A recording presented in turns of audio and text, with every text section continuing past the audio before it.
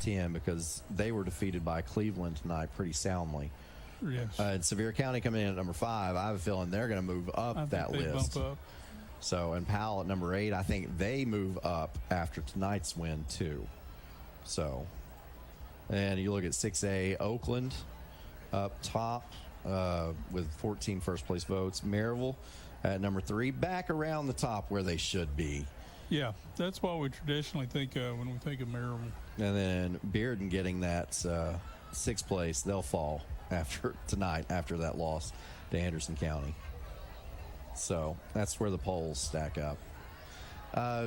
Let's thank our sponsors one more time for tonight's game because, you know, we can't do this without our sponsors. So we're thankful week in, week out when people come on board with us. And if you want to advertise with us, you want to get your name on TV, just like Sharon Gleason did tonight, just give Brad a call over there at BBB Communications in Oak Ridge.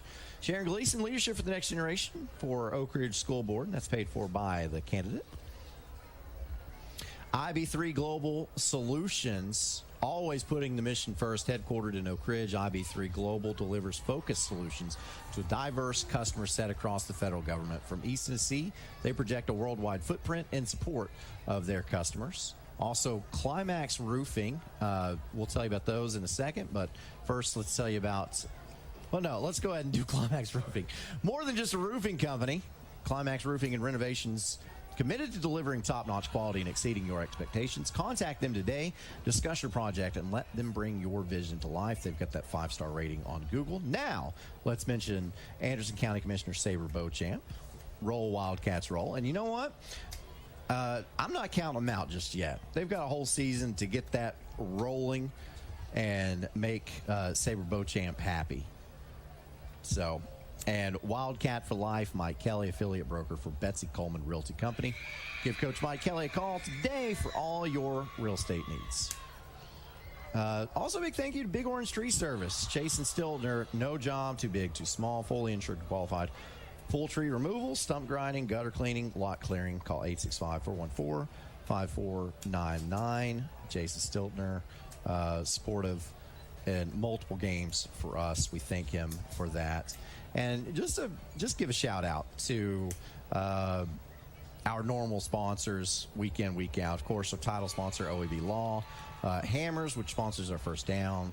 Chuck Fleischman with our replays. The Local 102, Plumbers Steam Fitters Union in Knoxville, sponsoring our kickoffs. The Medic Regional Blood Center, sponsoring our halftime show. Patterson sponsors our timeouts. Oak Ridge Utility District, the Free Medical Clinic, Evans Mortuary, Roan Medical Center, and Covenant Health. Ray Varner Ford, Roan State Community College, S.L. Bowman and Sons, and Kathy May Martin. Thank you so much for your partnership with our Friday night broadcasts. And so now we will wrap this thing up, and we'll send it back to the studio there in Oak Ridge for the Free Medical Clinic Friday night scoreboard show with Jonathan Cox, discussing all the games from around the area. Give a call in, be a part of that show, tell them where you were tonight and what you experienced, and let's all get a little bit more knowledgeable of football in our area. For all the cameramen, for Dr. Dan Shoemaker, for Brad Jones, I am Aaron Harvey. So long, folks. 1952. That's the year Hammers opened the first store in East Tennessee. Now there are 5 stores, and there's always something new. Like in Hammers' popular ladies' boutique department, you'll find the lowest price possible on new arrivals every week. Find similar deals in the men's department and the expanded rug department. Plus, special purchases always offer surprise savings. You never know what you'll find next at Hammers.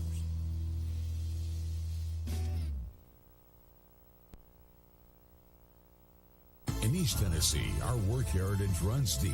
For over a century, the Plumbers and Pipe Fitters Union Local 102 has been part of the area's growth and prosperity. Don't sell yourself or your business short by hiring unskilled labor. Our cutting-edge labor training facility equips our members with the advanced skills needed to be the very best in the industry. Keep jobs local and the money in the state. At Local 102, we work tirelessly today to help build a better tomorrow for our community and our members.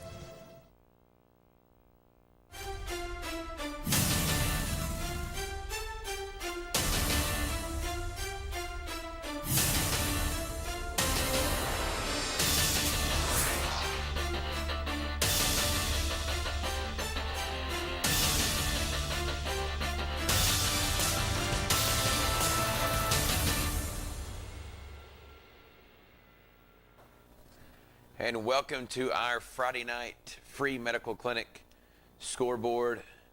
What a night of high school football. Perfect weather.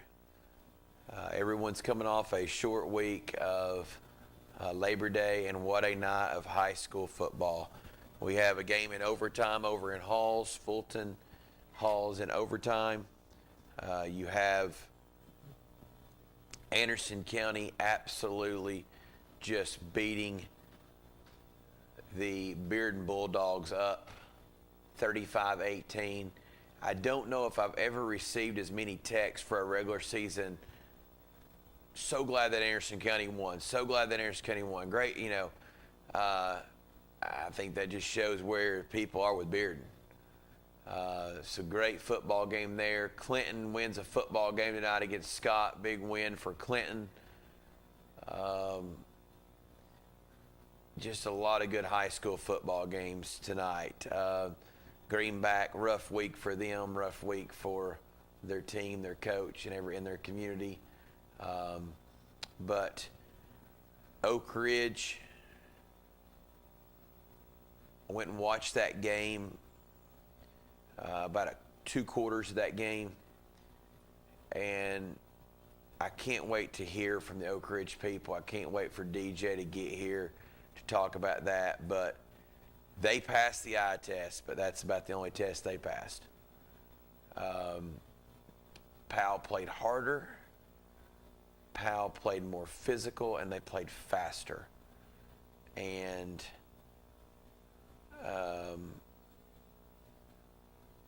it's just that's all. I mean, that's all I can say.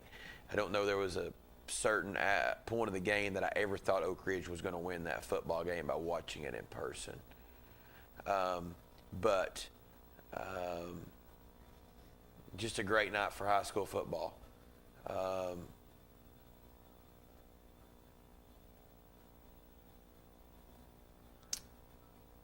Fulton and Halls are still in overtime. I'll keep you updated on all that. Greenville news this week, more so than winning, is the forfeit of the game. Hardin Valley gets on the win column tonight. Union County does not. It's a team that a lot of people in that area watch the show. Knox West continues to roll. Elizabethan rolls over Granger. Knox Carter.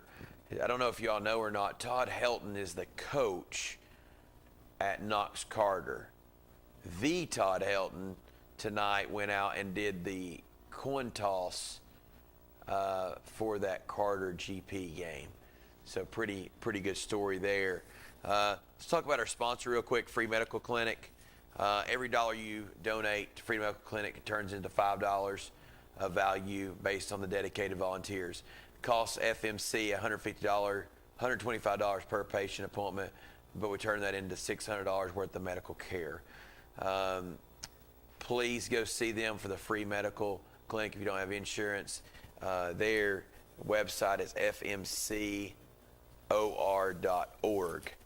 And they have places in Anderson, Roane, Morgan counties. So we want to say thank you and appreciate all they do for high school football and the Free Medical Clinic Friday Night Scoreboard. So call in, let's talk. Big win for the Grace Rams tonight. They go on the road and beat Chattanooga Christian. They didn't have their all-state linebacker. He did not play tonight, so big win there. Against Chattanooga Christian. They go 3-0 in the season. Catholic was up on Whitehaven. Whitehaven, I think, came up from Florida, arrived at McGee Tyson yesterday to play a high school football game. That was 21-14 last time I got to see that. Maryville goes down to Bradley Central and just thumps them. Knox Central tonight gets beat by Ray County. Gibbs, kind of the storyline right now, 3-0 against Carnes tonight. Beat up on Carnes. That was two 2-0 teams playing each other. Morristown West gets a big win tonight at Tennessee. DB gets on the winning side finally against West Ridge. So just a really good night of high school football. Give us a call, 865-483-8112. We'll have some coaches calling in. And we'll get the show started here. I know a lot of people right now are still on their way to home and to different things. So I'm getting blown up here with updates.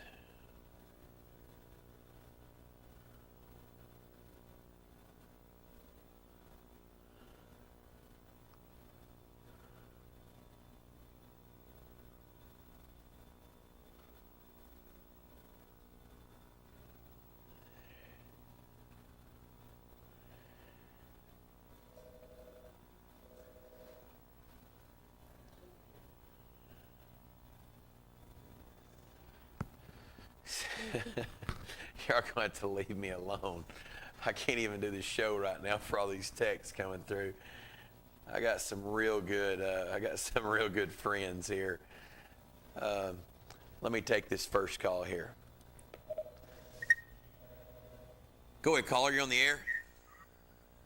Hey, Jonathan, this is Coach Hammock. I got a message to give you a call, buddy. Hey, Coach. Congratulations on the win tonight. I know you've been through a lot over the last 8 to 10 weeks. Take us through what it feels like to get on the win column there and just talk about some of your kids. Well, man, we had it was a rough off season for these kids, and they have been such fighters and wanted more and wanted to prove what they could do. And we had a gauntlet first two games. And that was tough for a young team, placing 18 starters, but they went in and stood toe-to-toe pretty good with Cleveland for a while. We ran out of gas, and then we ran up against that animal of West, and I think the Friday Night Lights kind of got us a little bit in our nerves. And so we went back to work this week, and they literally worked their butts off. I couldn't be more proud of them. And, we had some miscues tonight. We're still young, and but they just kept fighting, and they didn't want to settle. And I'm telling you, it was amazing. For my first one at home, that's my biggest fear in this whole thing. I just didn't want to disappoint these kids or this community. And, these kids did it, not me. These kids have done it. They have to choose to execute and work hard and do things. It doesn't matter that I'm the guy at the front of the line. That doesn't matter to me at all, and I don't want them to ever think that. Our motto is we over me. And these kids literally do it every single day. They put everybody over themselves, and I couldn't be more proud of these kids. Just a win's a win, and that gets us rolling. We got our first region matchup next week, so we're excited to get rolling. Coach, who do you play next week to open region play? Next week we got Campbell County at home. Very winnable game there. I know they run the wing tee now. I'm sure you'll have a week to prepare for that, but Coach, hopefully you can win a couple games back-to-back here and get rolling. Yes, sir. That's the goal. We take it one game at a time. We're going to treat every game like it's our Super Bowl and it's our last one. That's all we can do. When you're young like that, you can't look forward. You got to take care of one thing at a time. And these kids, man, I'm telling you, they amaze me. They amaze me at how resilient they've been and how about they want to prove they belong. So we got to win the right games. We got to do well in our region. Keep clicking, keep growing, keep getting better each week, and hopefully get us a spot in the playoffs and see what happens. You never know. Absolutely, you never know. Hey, keep doing good things there in Clinton. I know you picked that community up and that football team up, and it could have went a lot of different ways, but you've got to go in the right direction. I appreciate it. I didn't pick up anything. This community picked me up. I'm honored and privileged to be sitting in this seat and just a small part of what these kids are accomplishing. We can't play the game without players. They can play a game without a coach. So these players is what's making it roll, and this community's been great to the whole team and all of us. Everybody's pitched in, and we're honored and privileged to play for their pride. So we appreciate you, man. Absolutely, man. Have a good night, and congratulations, and keep the train rolling there. Thank you, sir. Appreciate Yes, sir. Thank you, Jason.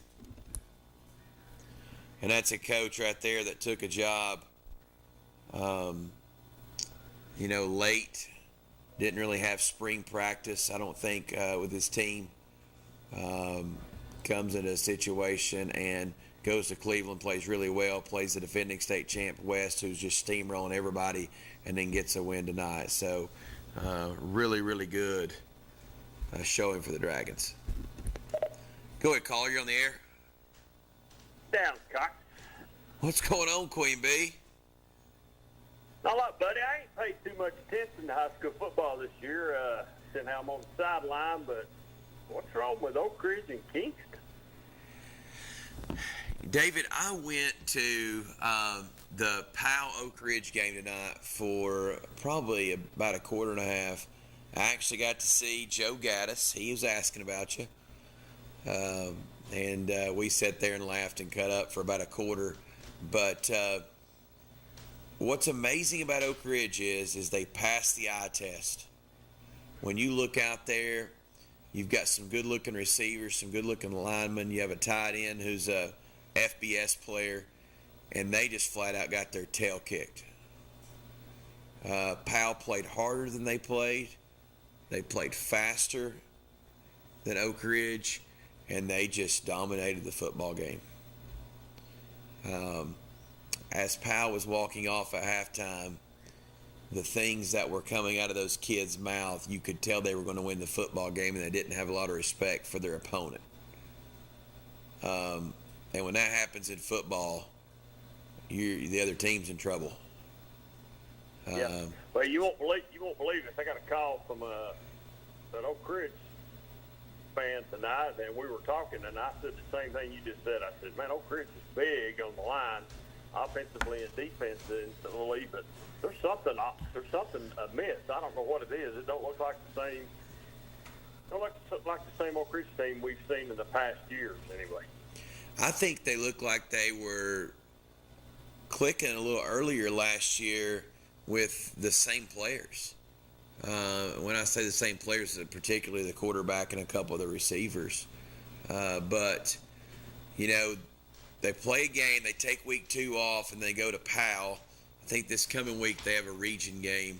So it'd be interesting to see if they can get going here and get the ball rolling. I still think they've got the pieces to get it going. It's just right now it does not look like they're playing very hard. And then who was the other team you asked about? Kingston. You know, Kingston gets beat right off the bat early this year by Harriman. Yep. And then they come back last week, and I know Coach Pankey wasn't there the first game. I assume he coached tonight. He said he was sick, I think, last week when he called in on the show. Yep. They come back last week and knock a really good Oliver Springs team off. Then they go tonight to Meigs County, and they absolutely get it handed to them at Meigs County. Now, that's a tough place to play, and that's a good football team usually. But back to the Oak Ridge thing for just a second. Everybody says Oak Ridge is really young. I don't know what you know, if they're young or not, but it's just something's amiss. I don't know what it is, so we'll see. So, you know, Dave, we've talked about this before in basketball, and I use the analogy. You can go play with a young wide receiver or a young running back or a young lineman, but when you've got a junior that started as many games as this young man has, it's not like you're taking a freshman point guard on the road. You know, you're not taking a freshman point guard or quarterback on the road tonight. You're taking a junior over there. I mean, I think you can have some freshmen and sophomores out there, but, you know, your key pieces have to have experience. It's like Grace tonight. I was reading a stat on the way over here, David. That Edmondson kid who's a senior, he leads them on a game-winning drive, throws for over 300-plus yards and 3 touchdowns. I mean, you've got to have experience when you win on the road at the quarterback position.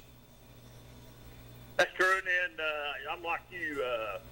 I'm glad to see. I don't care who plays Beard, and I'm glad to see anybody that plays Beard beat him.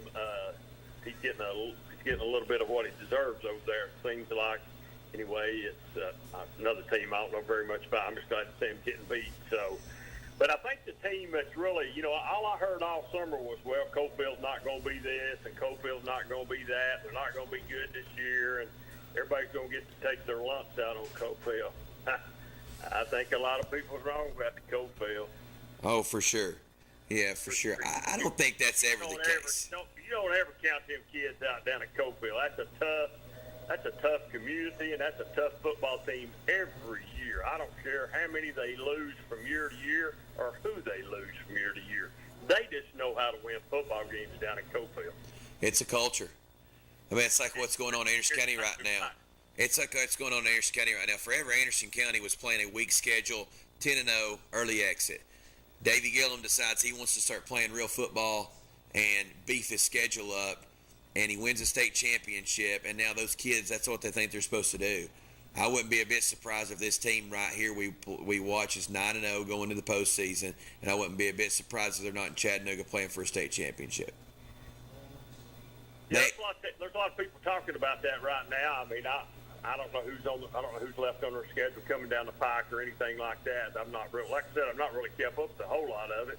Just to be honest with you, and congratulations to Clinton tonight, Coach Hammock stepping in, taking a tough situation over and getting a win tonight. The first two ball games they played, they were in those games for a little while, and they lost a lot of starters from last year and had to replace a lot. So they're doing a good job, and I look for them to square that record up next Friday night and be 2-2 at the end of next Friday night against Campbell County, because I think they've started out the year 0-2, I think. Yes, they have, and they're averaging 1.5 points a game.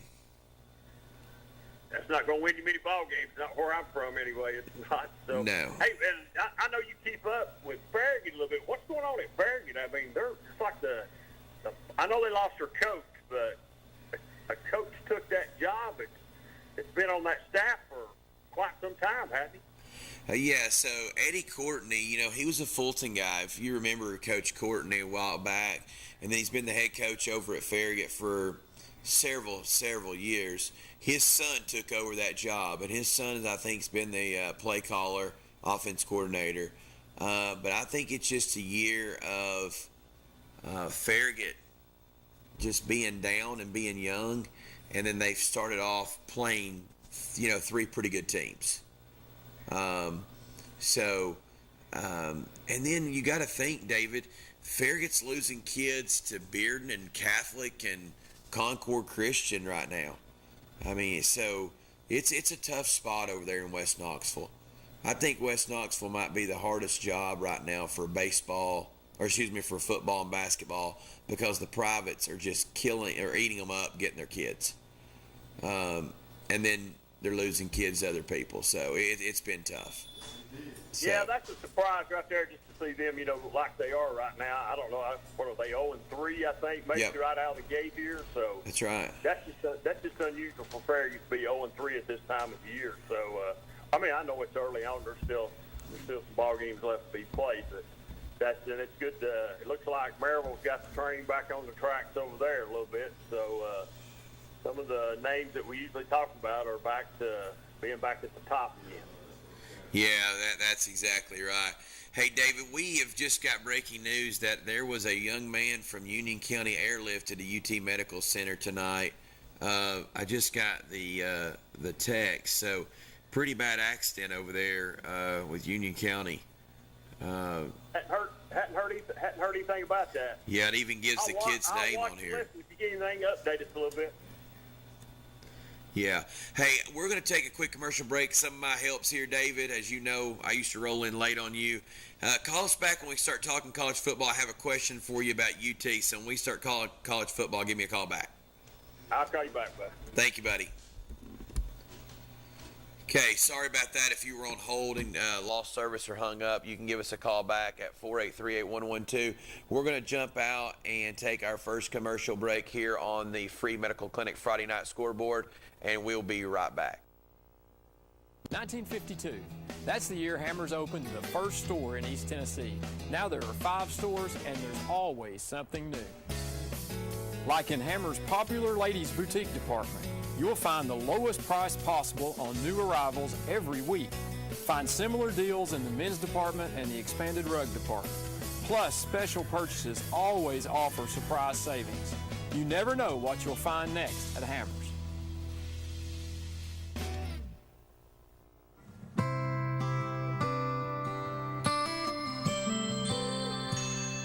Over 14,000 neighbors live in fear of becoming sick or injured and having to make a choice between putting food on the table or seeking medical care. The free medical clinic tries to take that fear away. What do we help them with? We help them with diabetes, hypertension, any kind of medical need that they need that's necessary. And being in a community with the African American community lets them know that we're here.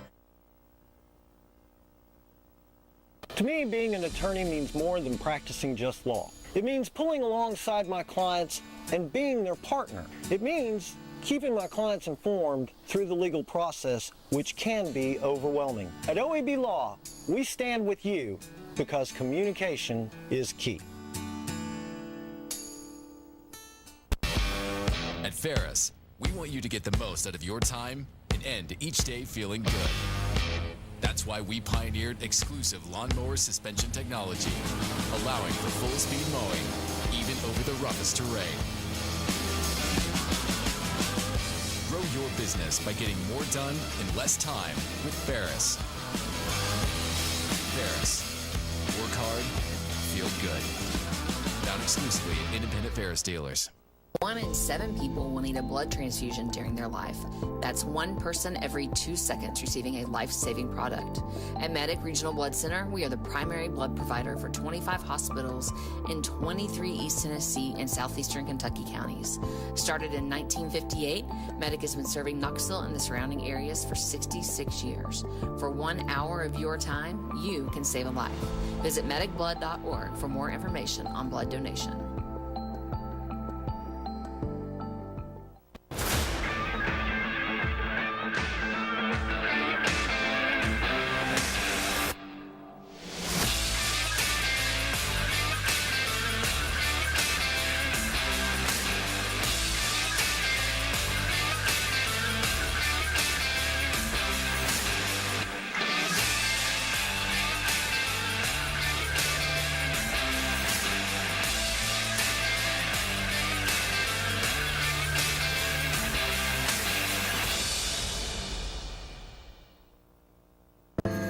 What is strength when you're battling cancer? Is it a shoulder to lean on? A voice of hope? Is it confidence in the most available care options? Or is it unmatched expertise answering your hardest questions? Giving you the courage to move forward. At Covenant Health, we think it means all of this and more. For you.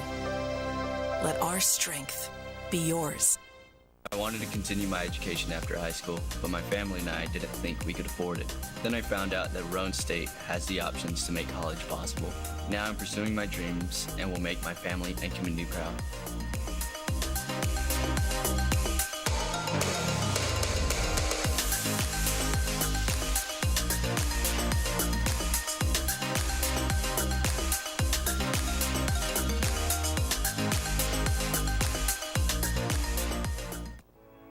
Kathy Mae Martin has been making real estate dreams a reality for over 3 decades.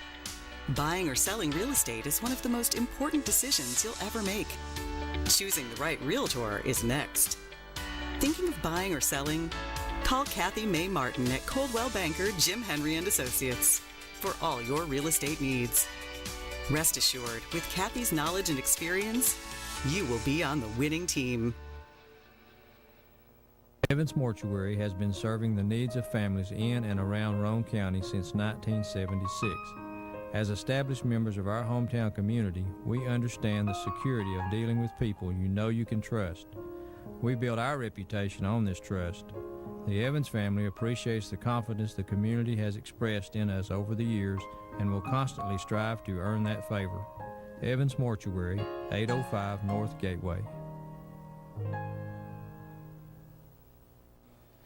Welcome back to the free medical clinic Friday Night Scoreboard. I got my sidekick on here, and he has rolled in a little Coalfield gear. Yes, sir. So, one heartbeat, baby. Week 1 we had Oliver Springs gear. Yep. Week 2 we came back with Kingston. You probably lost that quick because I don't know. After tonight's game, you might have that at the bottom of the drawer. And then he comes in with Coalfield. That's right, baby. He says next week he's wearing Fulton gear if Fulton upsets AC. Well, I tell you what, I'm waiting on I got Coach Davey coming in on my show next week. Okay. And if he brings me some swag and he wins. Oh, you'll be wearing it. AC, baby. You better be careful. We got some Fulton people watch this show. It's not basketball season, so you're safe. But, you know, David made a good point earlier. People thought Coalfield was going to be down a little bit this year, and people had a chance to beat them, but Coalfield's rolling. They are rolling. Yeah. And that's what I expect out of them. I don't know where the insight came from that Coalfield could be down. That's just not who they are as a program. No, they're never down, and it's always a hard place to go play and win. Oh, yeah. Somebody just texted me, South Dole 20, Austin East 12. Wow.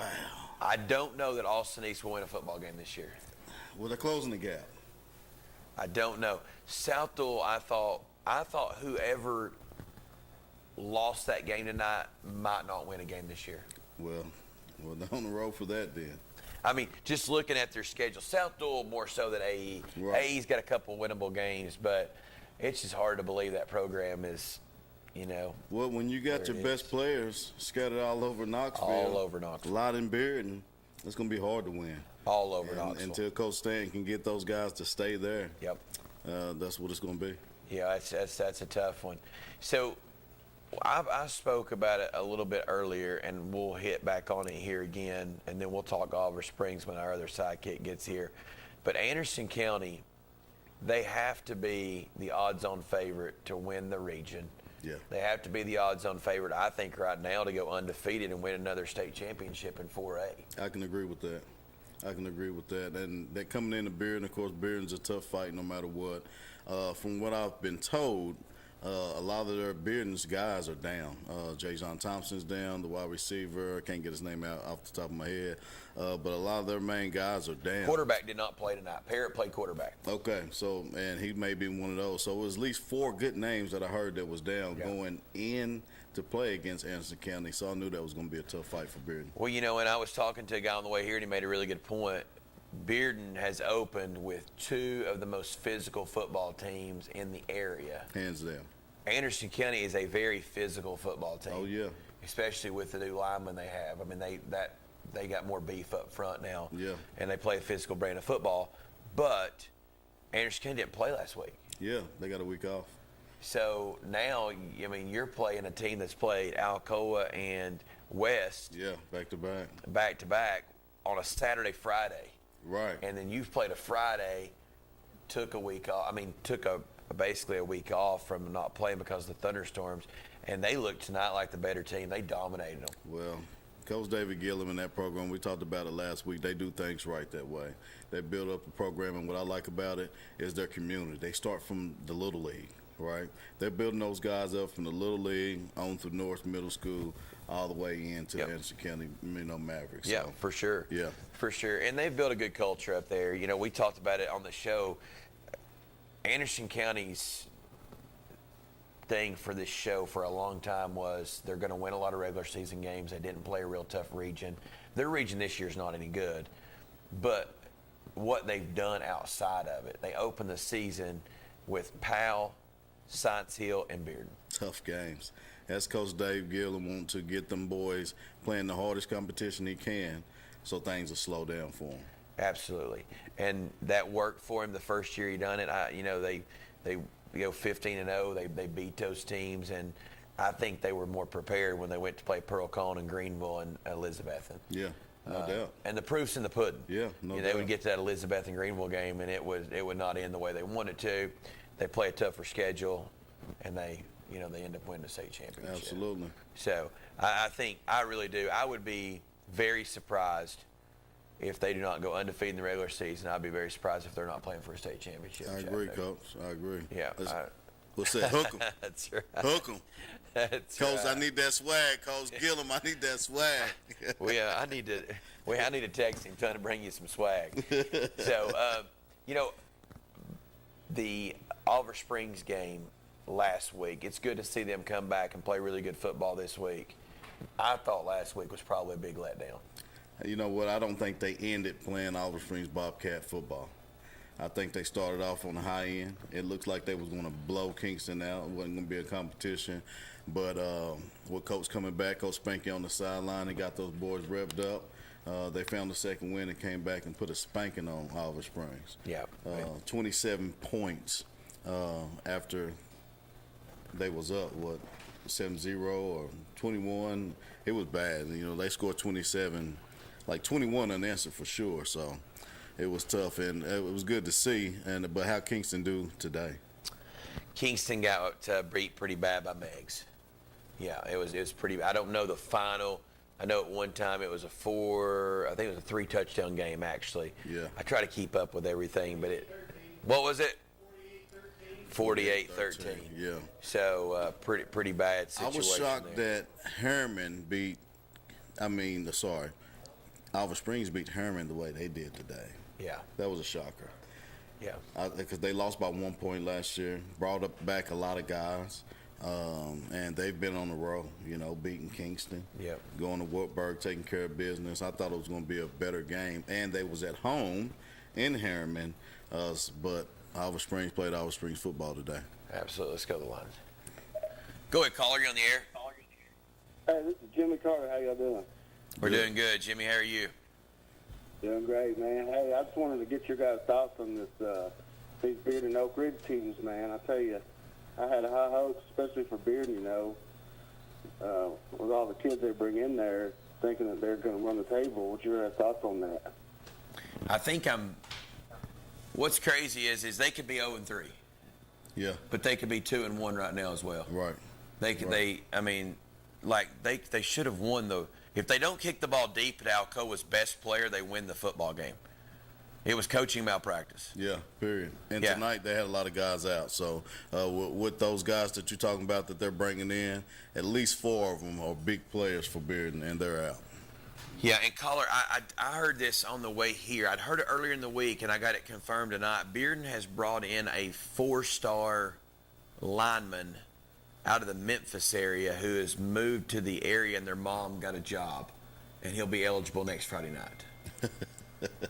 Dang, that's amazing. I wonder how that direct deposit works. Well, and here's the thing: it's a future star issue.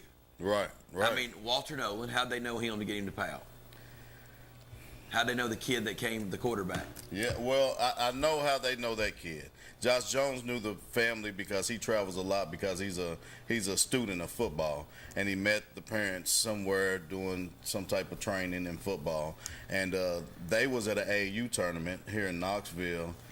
Ran across them. The dad was like, "Hey, we've been thinking about moving to Knoxville, and go Dogs." That's what he said. We'd love to have you here. There you go. So, and now this kid, I know this is no secret. I think it's public knowledge now. He enrolled in Bearden this week, and he will play Friday night. And that's where I wonder, Jimmy, how do you keep good culture in your program when a kid walks on campus and the next week he's starting on Friday night? Yeah, somewhere there's going to be an upset parent. He's going to take somebody's spot. Well, you still can build good culture, but one thing about it is the people that was born and bred Bearden Bulldogs, they feel some type of way. Absolutely. They feel some type of way. And especially a coach malpractice last week. Yeah. And then losing to AC today. The way they lost. Yeah. There's definitely people feeling some type of way. And they were lucky they won the West game. They were driving the football down the field. The only thing they got to do is run it a couple more times and kick the game-winning field goal, and they throw an interception. Right. West should have won that football game. Oh, yeah. After Bearden handed it to him, West said, I don't want it. Here, let me throw back up in your lap. Then we scouted the Buffalo Wild Wings game. That's right. That's exactly right. That's exactly right. So, yeah. But then Oak Ridge, I think the Oak Ridge, the way they played tonight against Kingston, I'm all over the place. The way Oak Ridge played tonight against Powell, I think in person, if you were there and you watched the second quarter of that game, you knew that Powell was going to win that football game. Oh, yeah. I mean, they came out, Oak Ridge came out, stopped them on D, got the ball, drove down effortlessly, scored easily, and but things switched around. It was like karma after karma after karma happened to Oak Ridge. Yep. And then at one point, I want to say when DeMillion Porter fumbled off the kickoff return, we never seen him again. So I haven't figured out if that was injury or attitude. on the sideline, and Coach Rain didn't put him back in. But you seen the Howard kid play at running back. Is it 24? He's 34. 34. Oh, 34. 24 is Russ Douglas. Okay. You know, I was wishing big things for Russ, but he couldn't get the ball moving the way I thought he could. You know, I know his athletic ability, and but the only one that really moves that ball for him as a running back has been Demillion Porter. And when they pulled him out for, I don't know if it was injury or bad attitude on the sideline, I don't know, but nothing went the right way for them. They couldn't get the ball moving on offense. So, and the defense was ready. I mean, number 5. Tay Henderson guarded Will Presley very well tonight. So that was good to see. And that's one of the kids I was telling you about, Tay Henderson. That's one of those Oak Ridge kids. He didn't play Oak Ridge High School football. Played Hardin Valley last year. Mom moved to Powell, and then he's at Powell. Which kid? What number? He's number 5. Number 5. Yeah. I got you. Number 5. I got Hey, you. well, I heard you talk about Powell, so while we're talking about Powell, you know, I think you look at Anderson County game, you take, you know, if Wheeler ain't playing in that, you know, on that roster or something happens, I don't think that Powell team wins the game without Wheeler. He's their best player. Oh, he's tough. He's their best player. And Anderson and Anderson K knows that, but they won the game. He wasn't there. Yeah. Anyway. They moved him around, too. They moved him from running back to wide out. Yeah. Yeah. So, and he plays defense. Yeah. He just made a bonehead play against the guy in West last year, the last play of the game, and you just can't make that hit. You're going to get ejected. Right. He was a bonehead, emotional, season's over type stuff. So, right. Jimmy, we appreciate you calling. All right, man. Hey, y'all have a good night. Thank you. All buddy. right, go 10U Rams. Go ahead, caller. You're on the air. Hey guys, Jesse Smithy, how are y'all tonight? We're doing good. Doing well. We're doing good. We've got rocking and rolling here a little bit. We've got Clinton excited, and I think we've got Oak Ridge fans disappointed. So take us through this week, Jesse, and let us know what all's happening, what's going on. Yeah, I understand the disappointment for Oak Ridge, and that was one of the things we talked about on our show earlier in the week, social media show that we did, was there are just so many question marks lingering over Oak Ridge from that Week 1 performance. Yeah, they had some things happen that were good in the second half while they were trying to make a comeback at Jefferson County, but when you lose like that and then you go to an off week, it's just, man, you just wish your team could get back out there and try to fix some things and get some positive momentum, and it's just they reached a screeching halt with that off week. So I didn't know what we were going to see out of Oak Ridge tonight, and while they threw the football at a decent clip, they didn't produce much yardage out of it. And I think Powell limited them to around 145 yards of total offense, and that's perplexing because you see Blaine Stansberry at quarterback, you see Malik Howard at tight end, you see Will Presley at wide receiver, and you see some of the guys they have up front, and you go, what's missing? What's the puzzle piece that's missing in this Oak Ridge offense from making it click and do what everybody expects? And Derek Range has won state championships. That guy's won everywhere he's been. Oak Ridge is on a little bit of a skid right now. I think they've lost their last 3 games dating back to last year. That guy will figure it out. I have no doubt about it. But it's just, again, it's kind of head-scratching that here we are with Oak Ridge, not knowing what their identity is, what they can do offensively, and there's something that's missing from making this offense special and run like it's supposed to run. Well, you got 7 delayed games in one game. That'll kill your offense in itself. And you're right. I mean, I couldn't believe how many balls were thrown and completed short tonight. And maybe that's what Powell was giving them. Hey, we're going to give them everything underneath, and that's it. But I mean, I was there for a quarter and a half, and I thought Powell played harder. I thought Powell was more physical, and by the eye test, you would not expect that. Absolutely. Yeah, I agree. You would not expect that. And speaking of Howard, who has multiple offers, you know, they did target him a few times. He had a few catches. He probably had the most yardage, I guess, maybe. You know, but he only had 1 catch, I think, in Week 1, and so I mean, I think they need to target him a lot more. What we saw out of Oak Ridge in the preseason is not matching up what we've seen so far, and that's been I know disappointing for everybody out there, coaching staff, players, whatever, and they need to find something that's going to work and to start to build off that, just building blocks, small building blocks somehow. Well, the good news is they've got Carnes, McMinn, Clinton, Central, Farragut. I mean, this Carnes teams better than people anticipate. I know they lost tonight to Gibbs, but I've seen Carnes. I mean, if Oak Ridge comes up there and plays sloppy and penalties, I mean, Carnes might hang around. So at this point, I don't think we can take any win for granted for Oak Ridge until they allow us to think that way. I agree. Yeah. I do think their next 5 are easier than their first 2. Yeah. Sure, yeah. But, yeah, I totally understand. What did the Anderson County dominance surprise you? Dominance, yes. The fact that they could win that football game, no. I mean, yeah, we picked Bearden to win just because Bearden's a 6-18. They beat they beat Anderson County pretty badly a year ago. I mean, they had Alcoa beat, they beat West, but I didn't know tonight that DJ Hunter, their star quarterback, was not going to be playing. We saw him go down with some kind of injury towards the end of that Alcoa game a week ago, but we didn't know what it was or to what extent it was going to be. Had some other guys playing hurt or either out hurt. So Anderson County, they're not going to feel sorry for Bearden because some of their guys are hurt. They're still a 6A school, and Anderson County went out, played physical football, and took care of business. And Waylon LaRue had a big night running the football, and Landon Hensley did some nice things as well. And hats off to Anderson County. They're 2-0, and they handled the adversity of last week extremely well. I mean, that could have gone either way, given them not being able to play in week 2 and not being able to carry over the momentum that they had from that week 1 win over Powell. So showed that they're a very mature football team and program. Jesse, I just noticed something that popped up on our TV here, and it caught me off guard, and we might need to get a check on this. Did Silverdale beat Webb?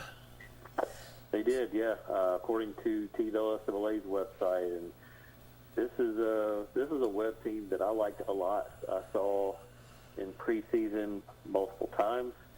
They gave up 68 points in week 1 in a loss, and then they had an off week last week, and then they go on the road again and lose to Silverdale. So I thought with the return of Shavar Young and the evolution of Gregory Tate at wide receiver, I liked what they had in Cruz Cunningham at quarterback from everything that I saw in the preseason.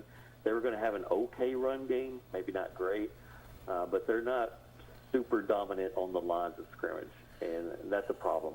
And I think that's kind of maybe sneaking up to bite them. They have 8th graders that are absolutely gigantic offensive linemen. They might need to pull those guys up and help out a little bit. And they're not coming up.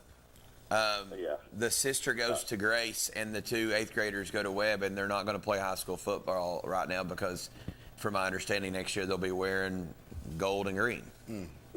I seen the 7 verse, and it is just 7 verse 7, but I watched Webb with Shavar Young and Gregory Tate play versus Oliver Springs team in 7 verse 7 out there in Powell, and Oliver Springs busted them down. Yeah, I don't know. That caught me off guard. Sorry, I didn't mean to get on a Silverdale Webb kick, but when that score just popped up as you were talking, because Silverdale's usually a bottom feeder in that private school division.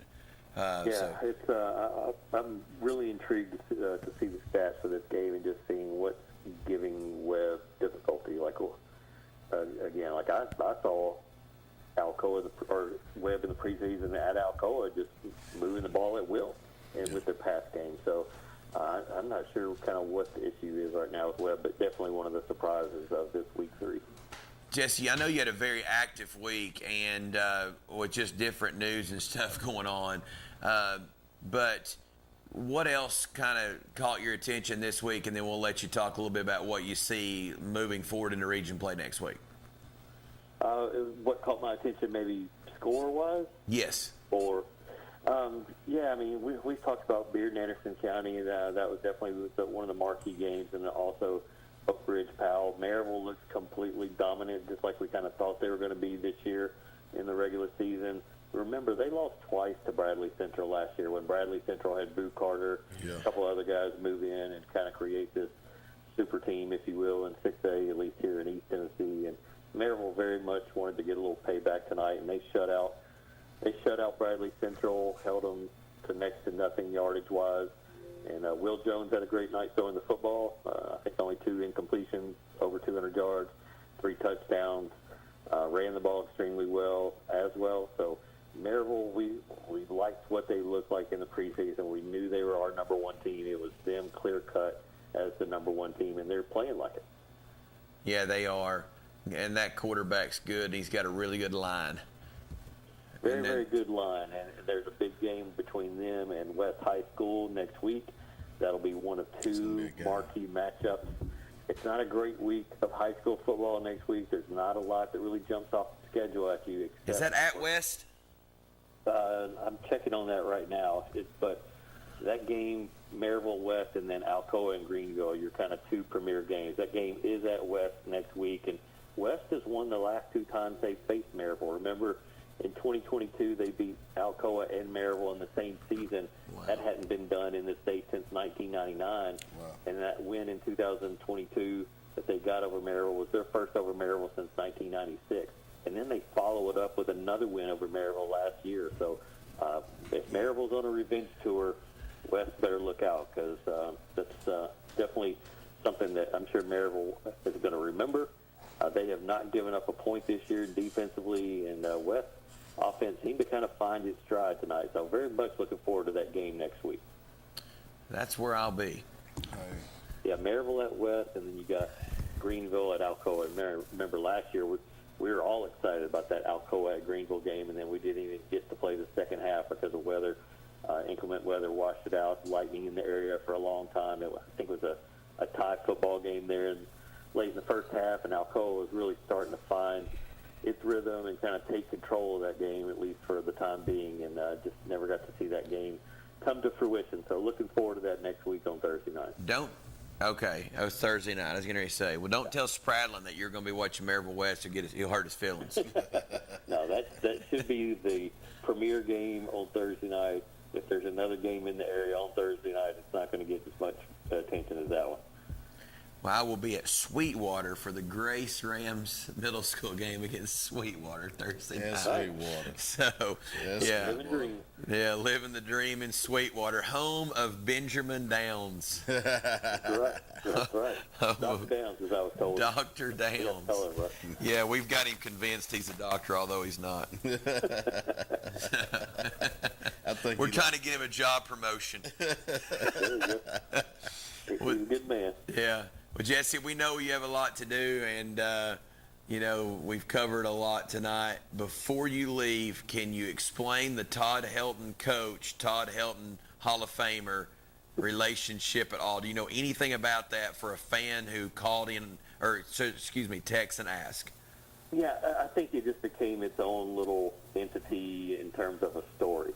Okay. When Todd Helton came out to Media Day and talked to this Todd Helton, the coach I'm talking about right now, Todd Helton, the football coach at Carter High School, he was an assistant there under Justin Presley. He got promoted to head coach, and so once he got in front of the TV cameras out at Media Day in July, it's just like all the TV stations wanted to talk about, the name, obviously him sharing the name with Todd Helton, the Hall of Famer, and they're great stories, because Todd Helton, the football coach at Carter, has told numerous stories about people sending him baseballs and jerseys and gifts, and just things to sign or gifts saying, "Hey, congratulations on getting to the Hall of Fame." And so it's so great that now Todd Helton, the baseball player, is back in East Tennessee, and he's a guy, Jonathan. At times he's a little bit of a recluse. He kind of stays to himself. But now we saw him at Alcoa earlier today, kind of doing a charity thing, and now we saw him tonight at Carter High School being an honorary captain. He's a big star for East Tennessee, and I'm glad he's kind of getting outside of his comfort zone and allowing people to see him in the community, say hello to him, appreciate him for the career and everything he did in Major League Baseball and at the University of Tennessee. So I don't think it's just a Carter-centric thing, Todd Helton meeting Todd Helton. I think we kind of moved past that. We're seeing Todd Helton, the baseball player, get out into the community in Greater Knoxville area, and everybody kind of congratulating him on his Hall of Fame career. Absolutely, and you're right. I spent 2 days with the guy on the golf course, and He didn't want to say hi to nobody in the parking lot. I mean, in the grill, it didn't matter. That guy had his hat on and his head down. And to see him out doing that, if I see him, I will shake his hand because I didn't know that was possible. Yeah, it's been a little bit of a shocker. And it kind of started back during baseball season. I think the high school played a game at Lindsey Nelson Stadium, and Todd Helton came out for that and threw out the first pitch. And so I think some people around him have kind of gotten in his ear a little bit, say, hey, we think this would be good not only for you but for Knox County and just East Tennessee. And I think they're right. If that's indeed what has happened, either way, it's just cool to see him out and about. Absolutely. Hey, man, have a good night. We appreciate you, and thanks for all you do for high school sports. Absolutely, yeah. We'll talk to y'all next week. All right. Thank you, buddy. Thanks. See you. Go ahead, caller. You're on the air. Mr. Cox, Justin Price, Grace Christian football. 3-0, Coach. 3-0. Man, what a start. It was a great night down here in Chattanooga. Chattanooga Christian got a good football team, well coached, but our kids just continued to find a way to make it happen. And, our quarterback, Weston Evans, just, played lights out with those receivers. And at the end of it, we found a way to get it done. So take me through that. It sounds like they score and then they bobble a snap and you get 2 points to go up 29-21. Take us through that point from there on out. Yeah, so it was 29-21. We get the ball. I think they actually stopped us on a fourth down, but then we got the ball back. We drive down and score and get the 2-point conversion and tied up. Well, then the kickoff, they returned I think inside our 20. And they have a 4th and short with about 3 minutes to go, and they kick a field goal to go up by 3. And then we get the ball about 3 minutes to go. They kicked at our own 20, and we went 80 yards. And, we scored about 20-something seconds left or 30. Nice. And, man, just made a stop there at the end, got a pick, and that was it. But man, we started off the game a little rough, fumbled a couple times, but defensively, we were out our middle linebacker tonight, but we had some guys really step up. We made some key stops when we needed them. Absolutely. Who made the interception there at the end of the game for you? It was Evan Pritchard, I believe. Yeah, he went up and got it. You usually try to back those down, but it's all right. You get there. Absolutely. How did T play tonight? He had quite a few yards. How did Weber play?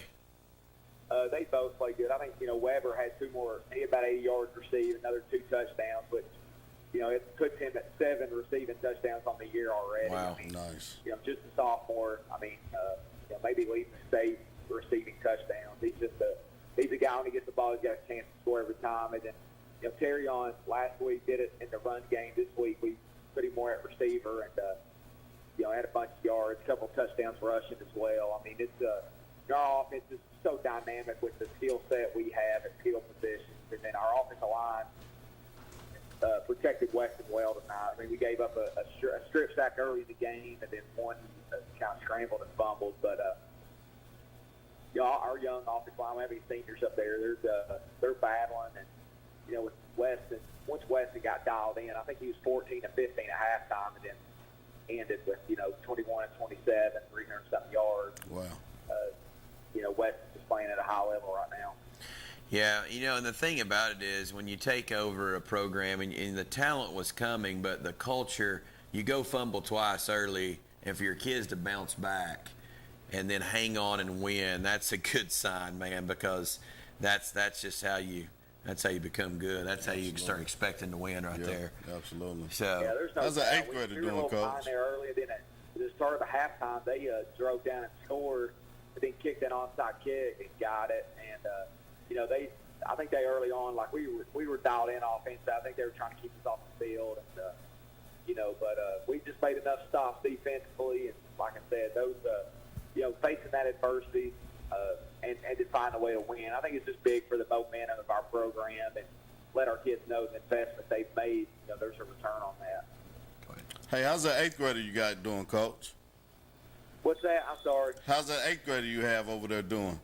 Man, he's something else. Obviously, I think there's an ESPN account retweeting today, so he got to live through that a little bit today. But man, he's phenomenal. that's one thing today. He was back deep. They're kicking it short, kicking it onside. And, Wow. JV, I know he's young. He'll continue to get more reps. He actually played a little corner for us tonight. Came up big on a fourth down. I don't think he ended up making the tackle, but kind of slowed the guy down. He's a special talent, and obviously for 5 years we're going to see a lot of him around Grace. That's for sure. That's nice. Coach, congratulations. And 3-0. That's a good start to the career at Grace there, and get home safe. And I guess we'll see you tomorrow. All right, guys. I appreciate y'all having us on. Go Rams. Go Yes, Rams. I need some of that. I need some of that Grace swag too. That's right. I need some of that Grace. They got a swag. big game next week against CAK. Jesse didn't mention that just simply because Grace and CAK have kind of been irrelevant in football for several years now. Right. Back in the day, Grace was playing for, making deep runs. They never played for a state championship, and then CAK won state championships. Mm-hmm. But the last 5 to 8 years, it's kind of been rough. The cupboard's been bare. It's been so, rough. all right, we've kept it going here, DJ, and now we got the star here. So we'll take a quick commercial break. We'll get it set up for all three of us, and we'll be right back on the free medical clinic Friday Night Scoreboard. 1952. That's the year Hammers opened the first store in East Tennessee. Now there are 5 stores, and there's always something new. Like in Hammers' popular ladies' boutique department, you'll find the lowest price possible on new arrivals every week. Find similar deals in the men's department and the expanded rug department. Plus, special purchases always offer surprise savings. You never know what you'll find next at Hammers.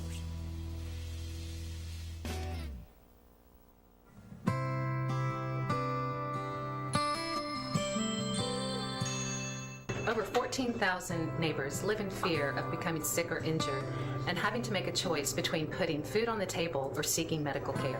The free medical clinic tries to take that fear away. What do we help them with? We help them with diabetes, hypertension, any kind of medical need that they need that's necessary. And being in a community with the African American community lets them know that we're here. To me, being an attorney means more than practicing just law. It means pulling alongside my clients and being their partner. It means keeping my clients informed through the legal process, which can be overwhelming. At OAB Law, we stand with you because communication is key. At Ferris, we want you to get the most out of your time and end each day feeling good. That's why we pioneered exclusive lawnmower suspension technology, allowing for full-speed mowing, even over the roughest terrain. Grow your business by getting more done in less time with Ferris. Ferris. Work hard, feel good. Found exclusively at independent Ferris dealers. 1 in 7 people will need a blood transfusion during their life. That's 1 person every 2 seconds receiving a life-saving product. At Medic Regional Blood Center, we are the primary blood provider for 25 hospitals in 23 East Tennessee and southeastern Kentucky counties. Started in 1958, Medic has been serving Knoxville and the surrounding areas for 66 years. For 1 hour of your time, you can save a life. Visit medicblood.org for more information on blood donation. What is strength when you're battling cancer? Is it a shoulder to lean on? A voice of hope? Is it confidence in the most available care options? Or is it unmatched expertise answering your hardest questions? Giving you the courage to move forward. At Covenant Health, we think it means all of this and more. For you. Let our strength be yours. Kathy Mae Martin has been making real estate dreams a reality for over 3 decades. Buying or selling real estate is one of the most important decisions you'll ever make. Choosing the right realtor is next. Thinking of buying or selling? Call Kathy Mae Martin at Coldwell Banker Jim Henry & Associates for all your real estate needs. Rest assured, with Kathy's knowledge and experience, you will be on the winning team. Evans Mortuary has been serving the needs of families in and around Roane County since 1976. As established members of our hometown community, we understand the security of dealing with people you know you can trust.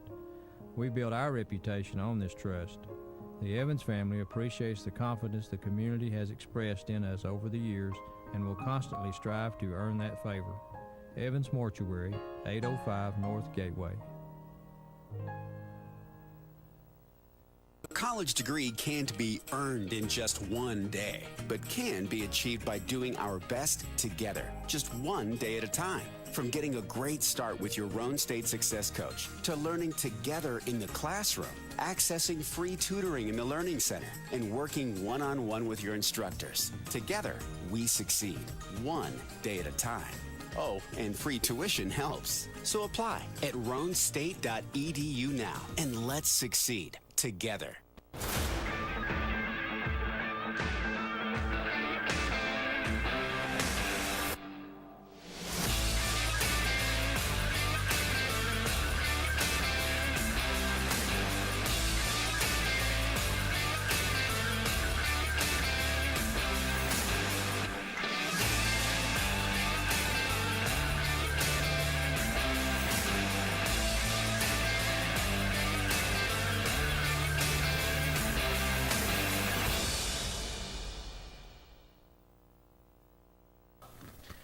Anderson County versus Fulton, next week's OEB Law Game of the Week. That could be a rough game for the Falcons. Mm-hmm. That used to be a really good football game back in the day when they're in the same region. That was always like week 2 or week 3, and that's when you wanted to play Fulton back then. Fulton was always good, you know, in that 2006, 7, 8, 9, 10 era, but they were always good late. Right.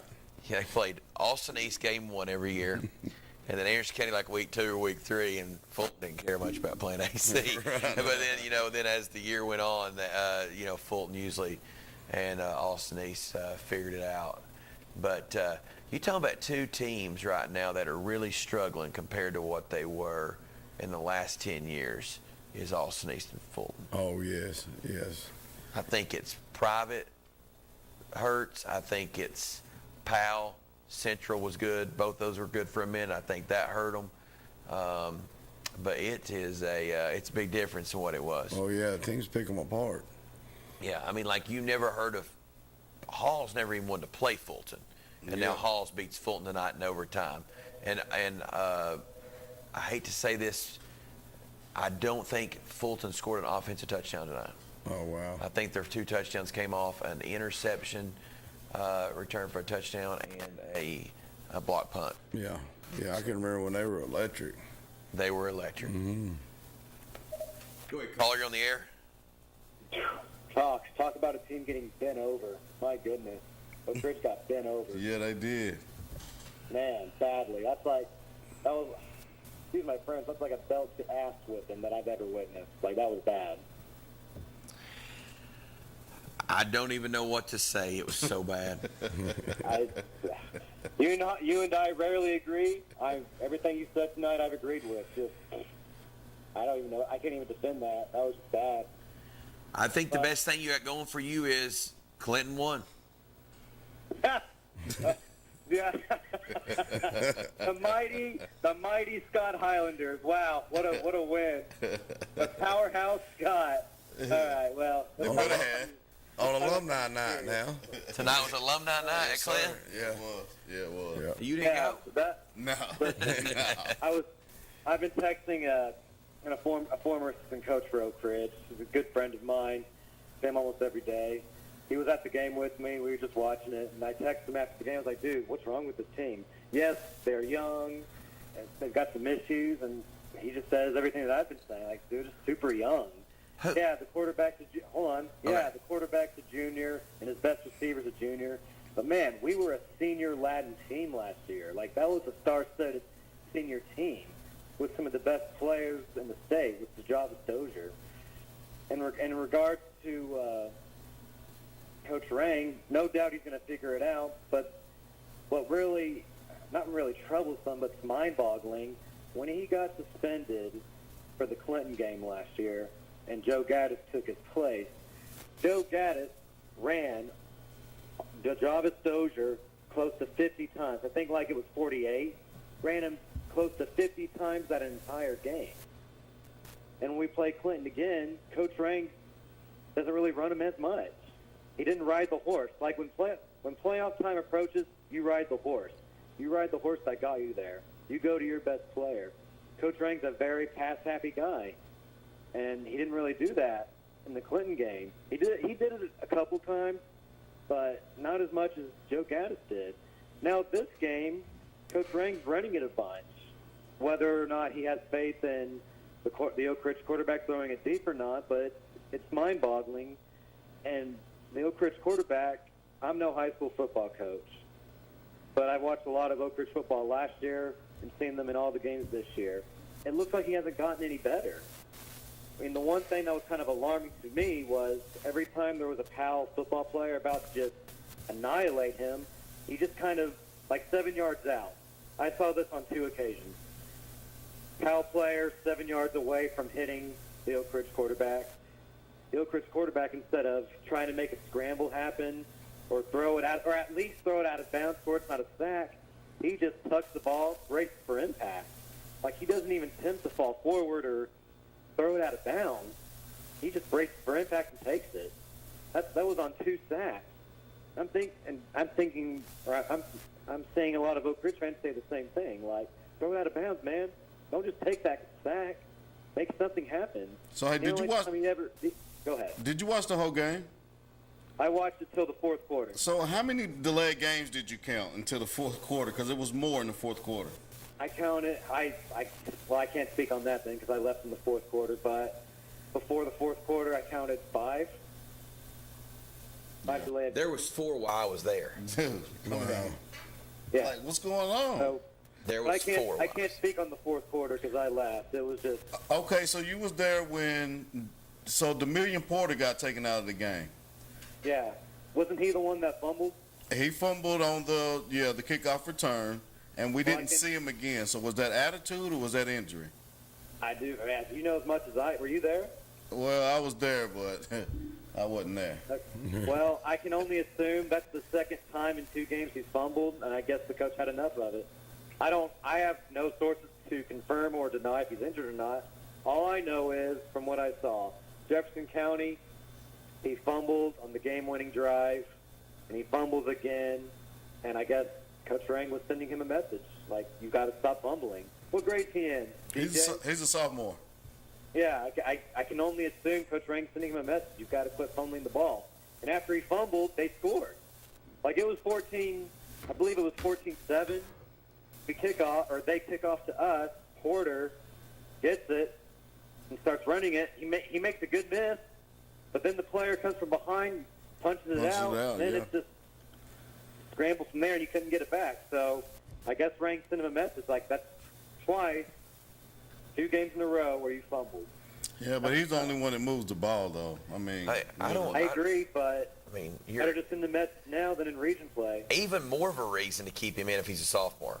If he's a senior out there fumbling, sophomore, let him make mistakes and let him grow. He's definitely a sophomore. Yeah. Hey, I'm just throwing out my opinion. I don't know if he's injured or not. All I know is, ever since he fumbled, we never saw him again. Yeah, we didn't.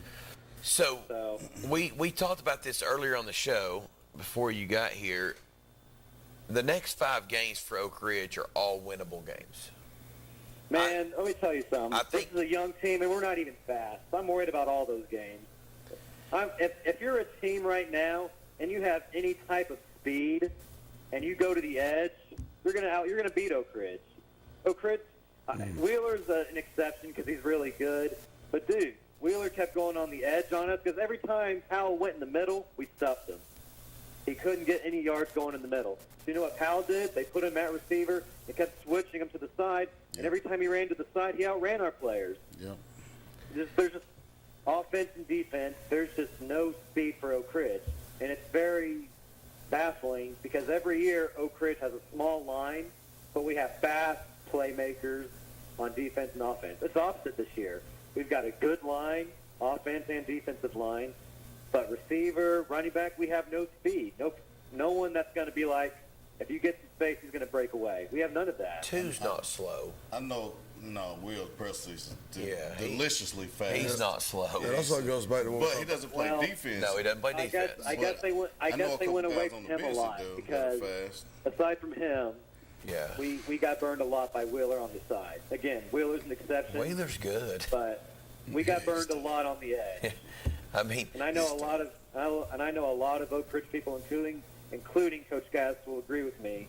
We're not very fast in a lot of positions. I got to stand in the end zone now with Hall of Fame coach Joe Gaddis. Did you?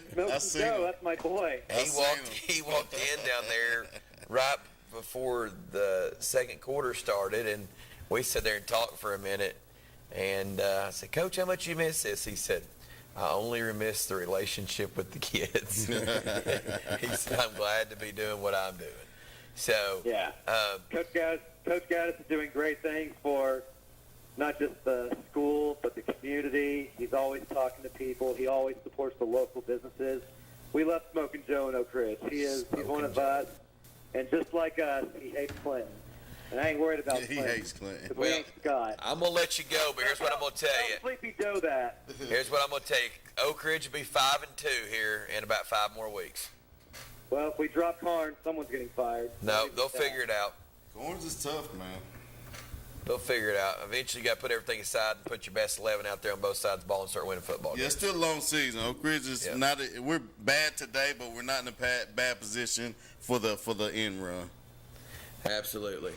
All right, caller, we appreciate you. Cody, be good. And another tough week for you. Clinton wins, and the Wildcats do not. But goes back to what we talked about last week. Yeah. All the talent left.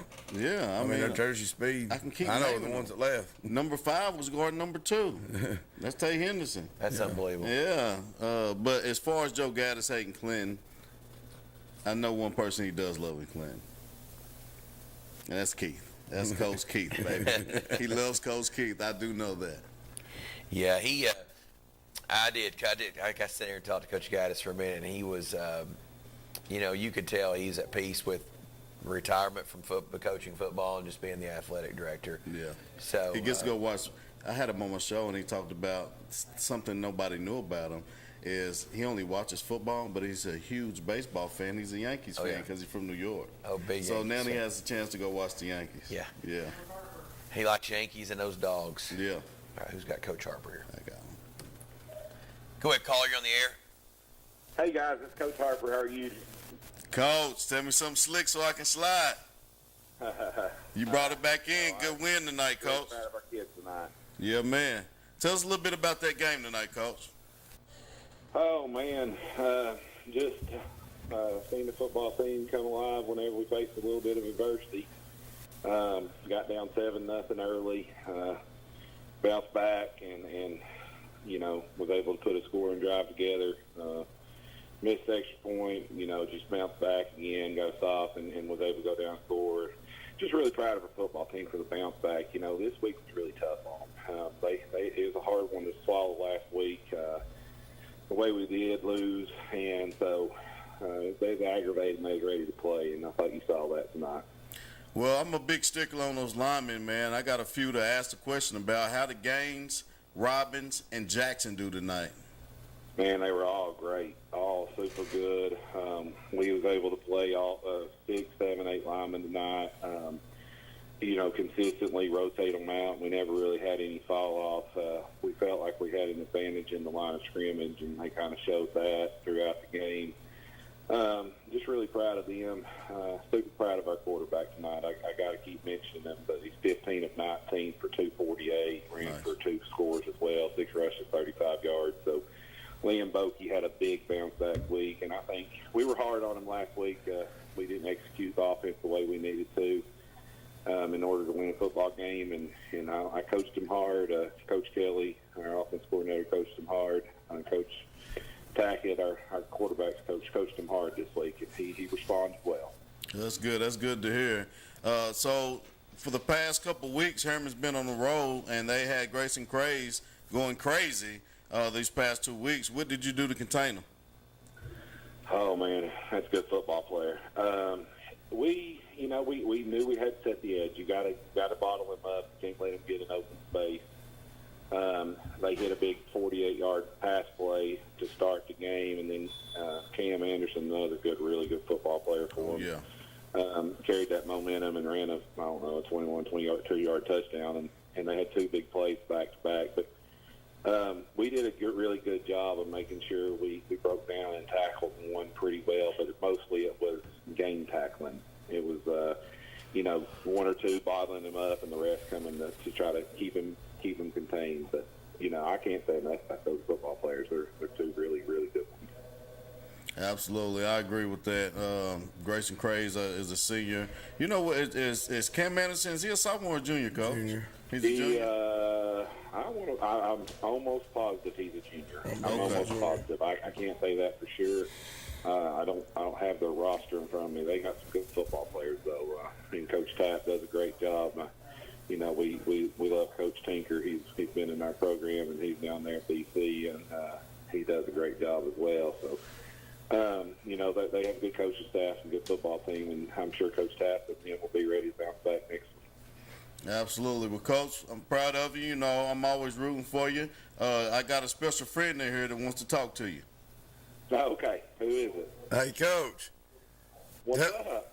Talk about Ian Hammock. I thought he run pretty hard tonight. If we're a freshman. Oh, my goodness. He came in and got us started, man. He's a spark plug, and I texted him after the game. Just really proud of him. Wish we could have got him in the end zone, and goodness gracious, wish we could have got your boy in the end zone. But, right. He did get in the end zone, but unfortunately he's going to own the Oliver Springs record for touchdowns called back. Anyhow, Ian was great tonight.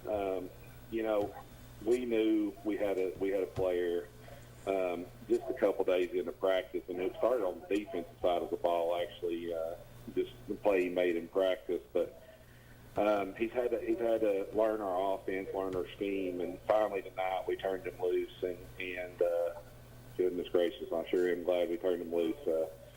We have a really good number one running back, Mason Day. And he's a bull. I think we got some really good other options to hand the ball to.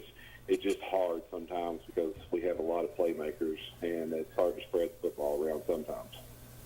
Yeah, we got a bull like Mason Day. So, but hey, Coach, we're proud of you. Congratulations on the win tonight. Keep rolling, man. You always got me there even when I'm not there. So I love you guys, and keep rolling, man. We appreciate it, DJ. Thanks for calling in. Talk to you next week. Make sure you got covered our kids. All right, no problem. Coach. Absolutely. Thank you. Yes, sir. Go ahead, caller. You're on the air. Hello. Hello. Hello, you got me? We got you. Who is it?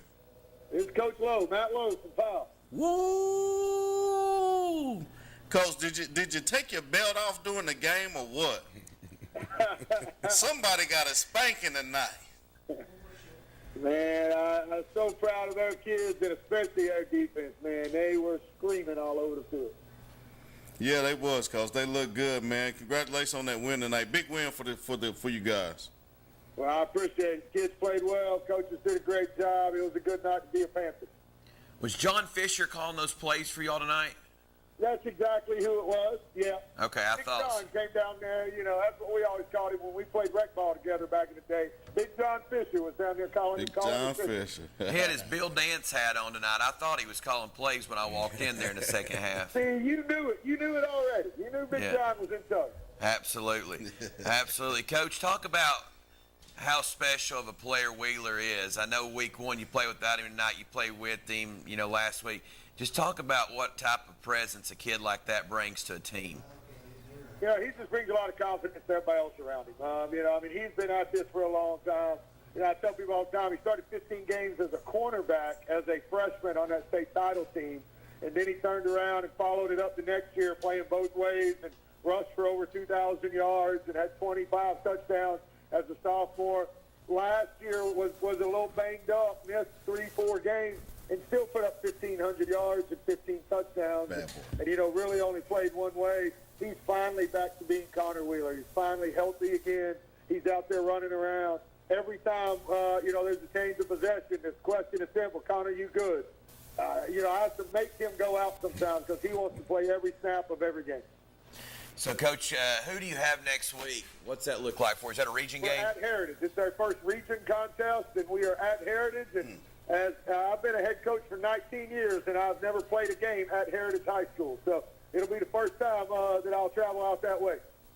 Well, good luck to you, and we appreciate you calling in, and congratulations to the Panthers.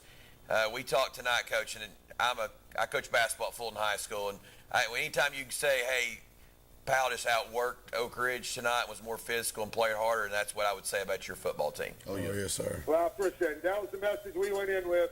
It's going to be physical. It's going to be nasty. The hardest-hitting team's going to win the game.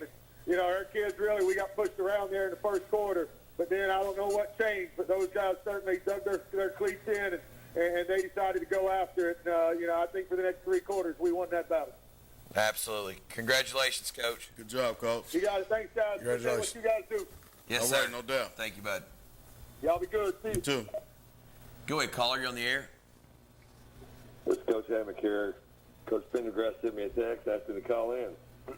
Oh, we've already talked to him. Who was that? This is Coach Jason Hammock. I already talked to Jonathan. You talked to Hammock? Yeah, we talked to Hammock I didn't know you first talked thing. to Hammock. Yeah, we talked to Hammock first thing. Well, you didn't talk to me. Hey, Coach, if you don't mind. Hey, if you don't mind real quick, I got a text about this earlier. How many kids does Clinton have in their football program? And then we'll let you go, because I got a text and I didn't know the answer to that. We're running about 90. We just can't dress everybody out right now. We've never had that kind of roster. So we've got a dress squad, and kids battle each week to make that dress squad right now. So it's a good problem to have, but hopefully we can remedy that soon and get all those kids the opportunity to be able to dress and be out there. I got you. How many are you dressing right now? Are you in the 60s or 70s? Yeah, we're dressing about 65 to 70 kids right now. Okay. Nice. Well, good deal. Well, good win tonight, Coach. I'm glad I got to hear your voice, man. Thank you, man. I appreciate you guys. Appreciate everything you do for all the teams around. It's great what y'all cover, what y'all do. Just keep doing it, man. These kids love hearing their names called out. It's a wonderful thing, man. It gives them drive each week to get that call out, get that shout out on your all show. Absolutely. Well, when all this fails, go Dragons. Yes, sir. Thank you, Jason. I didn't know he talked to No, you're good. That was the first one of the night. I know. As soon as I noticed they won, I texted him, and he called in and talked about his kids and the community and just how supportive everybody's been and how he's just enjoying the ride. So, well, guys, let's take a quick commercial break. I know the Friday Night Lights and the Friday Night Scoreboard and everything, they're just they keep rolling.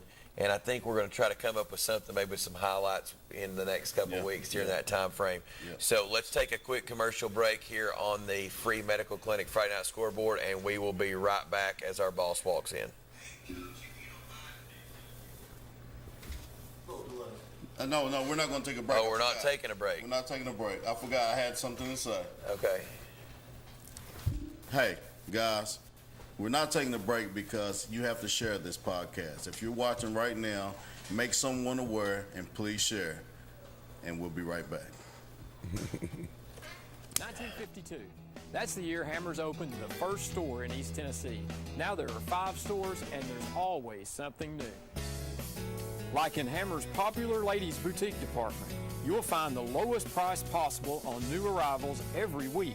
Find similar deals in the men's department and the expanded rug department. Plus, special purchases always offer surprise savings. You never know what you'll find next at Hammers.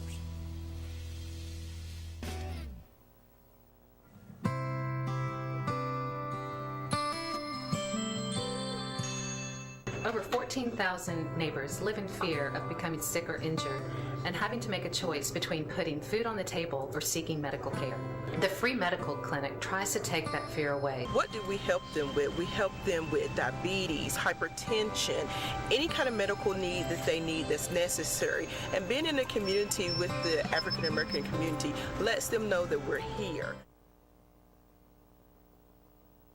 To me, being an attorney means more than practicing just law. It means pulling alongside my clients and being their partner. It means keeping my clients informed through the legal process, which can be overwhelming. At OAB Law, we stand with you because communication is key. Ferris, we want you to get the most out of your time and end each day feeling good. That's why we pioneered exclusive lawnmower suspension technology, allowing for full-speed mowing, even over the roughest terrain.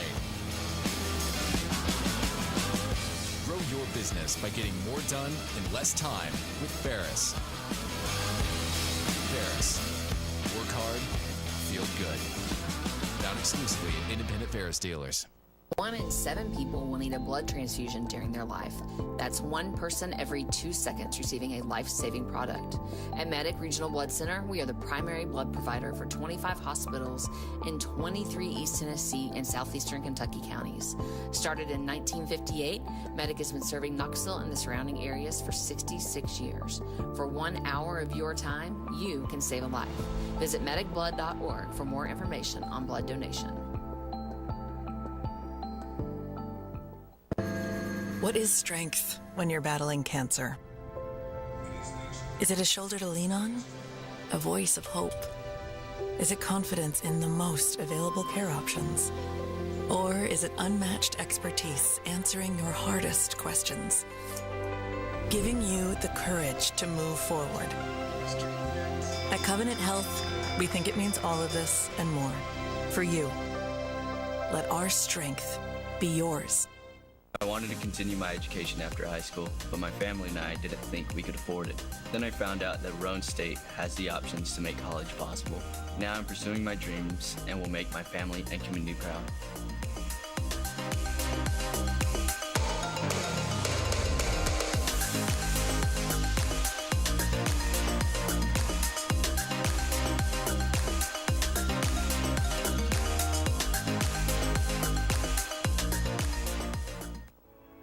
Kathy Mae Martin has been making real estate dreams a reality for over 3 decades. Buying or selling real estate is one of the most important decisions you'll ever make. Choosing the right realtor is next. Thinking of buying or selling? Call Kathy Mae Martin at Coldwell Banker Jim Henry & Associates for all your real estate needs. Rest assured, with Kathy's knowledge and experience, you will be on the winning team. Evans Mortuary has been serving the needs of families in and around Roane County since 1976. As established members of our hometown community, we understand the security of dealing with people you know you can trust. We built our reputation on this trust. The Evans family appreciates the confidence the community has expressed in us over the years and will constantly strive to earn that favor. Evans Mortuary, 805 North Gateway.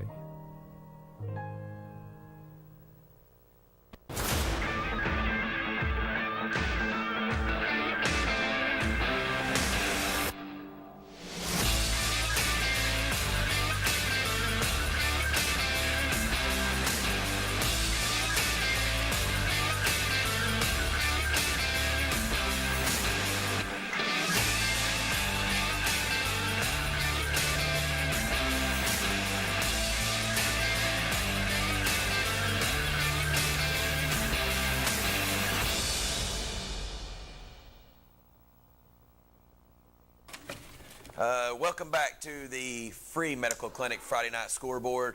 Over 14,000 people in Anderson, Roane, and Morgan counties are uninsured.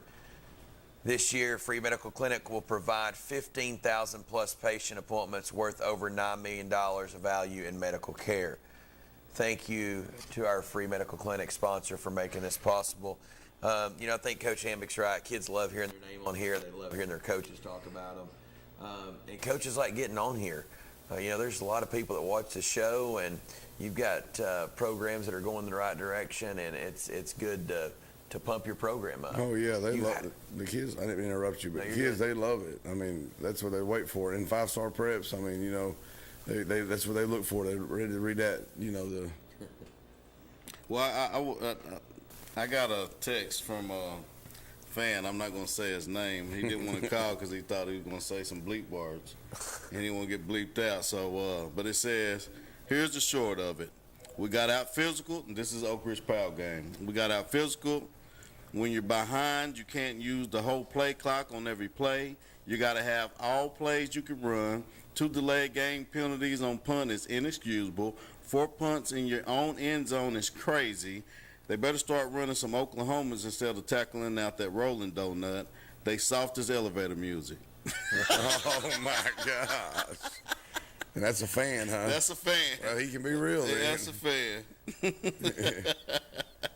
Yeah, and that was an Oak Ridge team that last year, I mean, they had it served to them on a silver platter. Oh, yeah. I mean, it was on a silver platter.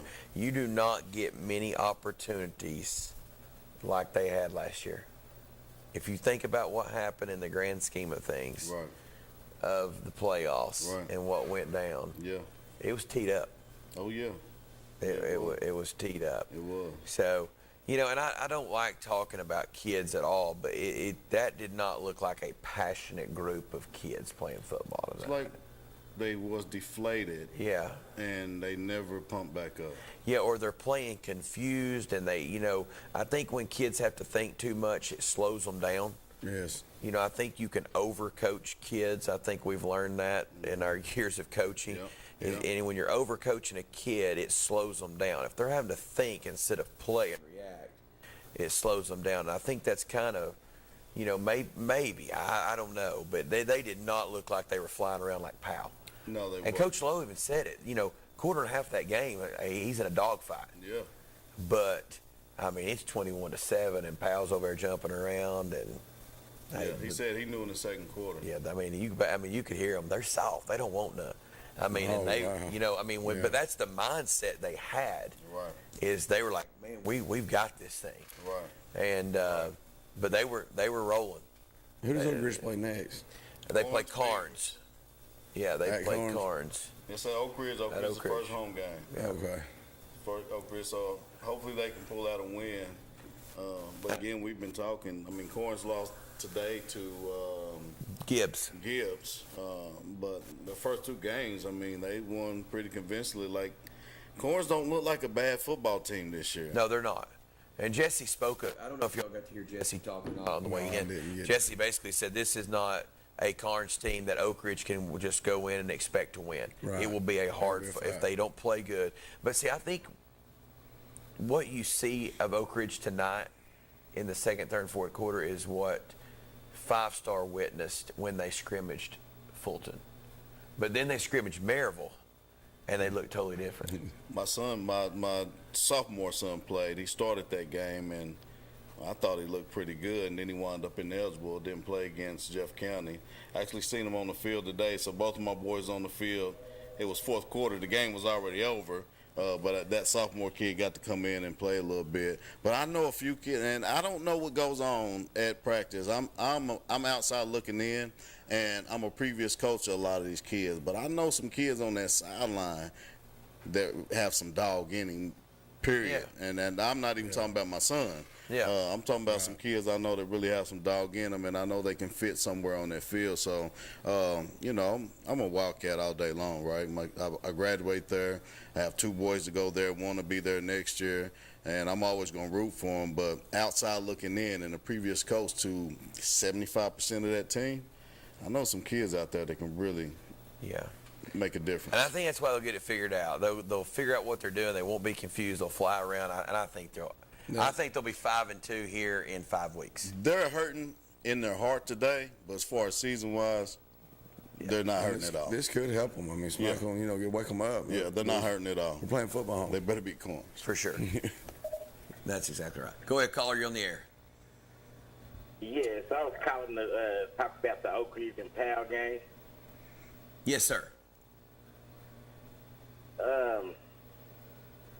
I think that they just need to go back to the drawing board. Ain't no way that they should have did them like that. What would you do to change some things, caller? What would I do? Yeah. Well, some of the best athletes that's out there ain't even playing. For one. For two, they need to get in the weight room, because half of the football team look like basketball players. So it's like they just need to go back to the drawing board and develop. And hopefully come out better next season. Well, let me ask you one more thing before you get off here, caller. We talked about last week when Cody called in. He asked why are people leaving. I'm pretty sure you're aware of a lot of those kids already leaving. And I said, you know, maybe I think it's more political than anything. Do you think those kids that are on the sideline is politics, or they're not getting it done right at practice, or do you think that's the reason why some of these kids are leaving Oak Ridge and going to other places? I mean, I think that it's politics. You see, one of the best players for Pal, he was supposed to be out here in Oak Ridge. Yeah, we talked about him. Is that Lamir's half brother? It's a lot of politics going on. And anywhere else, you know, the coach will play their best players if they want to win.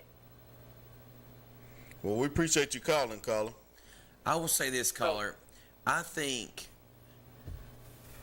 and DJ, you just brought this up. I think you all have had some kids that's left, but you also had 1 and 2 show up. Right. I mean, you know, that can't go untalked about. So, yeah, you're right. But now you got 1 and 2 here. You've got them for the rest of this year, and you got them for next year. Yeah. And it sounds like you've got some pieces around them. And I think if you'll just give Coach a little bit of time, get this thing rolling in the right direction and build some confidence back in what they're doing. One is a good high school quarterback that struggled in week 1, had to be benched for a series or 2 and came back. And then tonight, I don't know if Powell was showing him something they weren't expecting, but it was like they were not even thinking about throwing the ball downfield. Right. He was scrambling a lot, man. He was. And I know they have a great offensive line. I know, but they was in that backfield 90% of the game, and he was scrambling around. And I'll give you an example. They've got it 3rd and 3. He rolls right. He throws a great ball. They push him out of bounds, first down. Well, there's a hold on the back side of the play on Powell's sideline that had nothing to do with the play. Nothing. And now all of a sudden, they're punt, delay a game, and they're kicking from the 2. And then Powell scores. It's 28. I mean, it's just the little things like that. Right. If you get a first down there, and then if you go down and score, and it's 21-14, you had a little bit of, you know, it was like that all night. Yeah, you're right. One step forward, 3 steps back. One caller said they punted 4 times out of their end zone. I mean, that means they were backed against the wall. Yeah, they were. Yeah, it was bad. It was. I didn't expect to see that. I knew it was going to be a great game. I figured whoever make the less mistakes win. But even though Oak Ridge had multiple mistakes, it was just a dominant effort out of Powell Panthers versus the Wildcats tonight. They were the happy team. Yeah, yeah. Yeah, they weren't much thinking. They were flying around. They were playing hard. Yeah, they was. Yeah, they was. Yeah, they were the dominant I enjoyed the light show. Yeah. He got tired of us. So, but the light show in Knox County is cool. I love it. It's cool. It brings a lot to the table. It makes the atmosphere better. And the later the season goes, and the time, you get the light show from kickoff till the red, white, and blue they have for that national anthems that Knox County set up at every school is really cool. Okay. It's really cool, but you don't get to see it until after fall break because with the 7 o'clock kick now, you don't get to see it. But the red, white, and blue little show they do during the national anthems, every Knox County school is set up with that program. That's good. You know what's funny? When Olive Springs was dominating Kingston last week, things didn't start rolling until Kingston came out with that light show. Man, it was wild. They came out with the light show, and it was like it deflated. So Kingston's got the LED? Yeah, and they got it that night. Oh, did the night before, sorry. So it was the first game with it? And then when they came out, it was the white part of the lights went out and just the 2 blue ones. Yeah. And it was just reflecting off it's cool. It was cool. Yeah, it was. I liked it. Yeah. I think that's Jett felt like a little Kingston fan for a minute. Yeah. Back up now. Well, guys, let's talk a little college football. What'd y'all think about Nico? I told you about Nico, didn't I? I told you. When's the last time we've had national media talking about how high the ceiling is and how talented a quarterback is at the University of Tennessee? He broke a record in the first half. I mean, I was there, yeah. It was, Oh, you did get to go. yeah, I sit right behind the tunnel. Yeah. Man, Oh, about wow. eight rows up. You Oh, can hear really? them talking. Yeah. Best seats I ever had. He's impressive in person. Oh yeah. Now he looks about as big as his water bottle. And he's got great family. He's got great family support too. There's a lot there. Yeah. And they come from California. Yeah. Yeah. He's tiny, They sit but right man, behind the parents. Their parents sit down there. Really? Yeah. Really? They Yeah. look Samoan. Like, Yeah. Yeah, straight out of California. yeah, he's good. He is good. Go ahead, caller, you're on the air. Hey, let's slow down a little bit on that Tennessee stuff. We just played a high school team Saturday. You just played Well, you played a good high school team. Hey, you know, there's one thing about with Cody Shaw. I used to just cut him off. Now I just turn the channel. I figured you did. He don't even go to Oak Ridge games. I heard he was at Clinton tonight. I don't know whether he was or not, so you ain't can care less, really. Go ahead, Cox. You had a question for me. Well, no, David, I'm going to say something. I think you're exactly right. He's always been a Clinton fan. He acts like he knows Joe Gaddis real well. I'm not sure Joe could pick him out of a lineup. And he calls in here and gets on these rants and then acts like he was at the game. He probably wasn't at the game. He probably don't know nothing about it. He just got somebody that feeds him some information. That's all it is. So, you know, back to Tennessee, we'll see tomorrow. Let's step up the competition a little bit tomorrow night, but they got some tough games coming down the pike. I'm looking at 3 losses, maybe 4. So who do you have them losing to? Well, I think they lose to Alabama and Georgia for sure. I won't be shocked when they go to Oklahoma if they don't get upset at Oklahoma. And, guys, let's just go back. I know Florida right now is horrible, okay? But Come on. look at the history with Florida and Tennessee. Come on. And that, you know, that's a game that could go either way. I wouldn't bet either way on that game because you never know. But Florida's got their number, and they have that. Yeah, they're Florida's beat them when they shouldn't have. I will say Florida was not the better team last year, and that was Tennessee's. Tennessee played terrible, like you said. Florida played great. But I do not think they slip up and lose this year to Florida. I think. Well, they might not, and I just said that's a possibility. That's the fourth game I would think that, you know, I think it's Alabama and Georgia for sure. Those are 2 I think that's for sure. Oklahoma, not for sure. I just think going there, you know, it could be an upset game there. And go back to the Florida game. We'll know a lot before we play those games. Florida's probably before some of them. So, you know, Florida don't look too good, that's for sure. With Josh's history, I think if someone had to say you've got a Survivor League and you've got to pick winning at home against Alabama or winning on the road at Oklahoma, I think the percentages are greater that we beat Bama at home than Oklahoma on the road. I still think we go to the playoffs, and I still think Josh puts up a lot of points this year. I think he will too, but I think for some reason we're not as good on the road. I don't know if it's his system or what, and Hooker had experience on the road. Right. So we'll see how Nico looks. David, I was going to ask you, you've been watching UT football a long time. Have you ever watched as young a quarterback in his first game look as good and as smooth as he looked? No, he looked pretty good. I mean, 'cause you're a huge Peyton Manning fan. He did everything I think he did everything Saturday he wanted to do in 2 quarters. Right.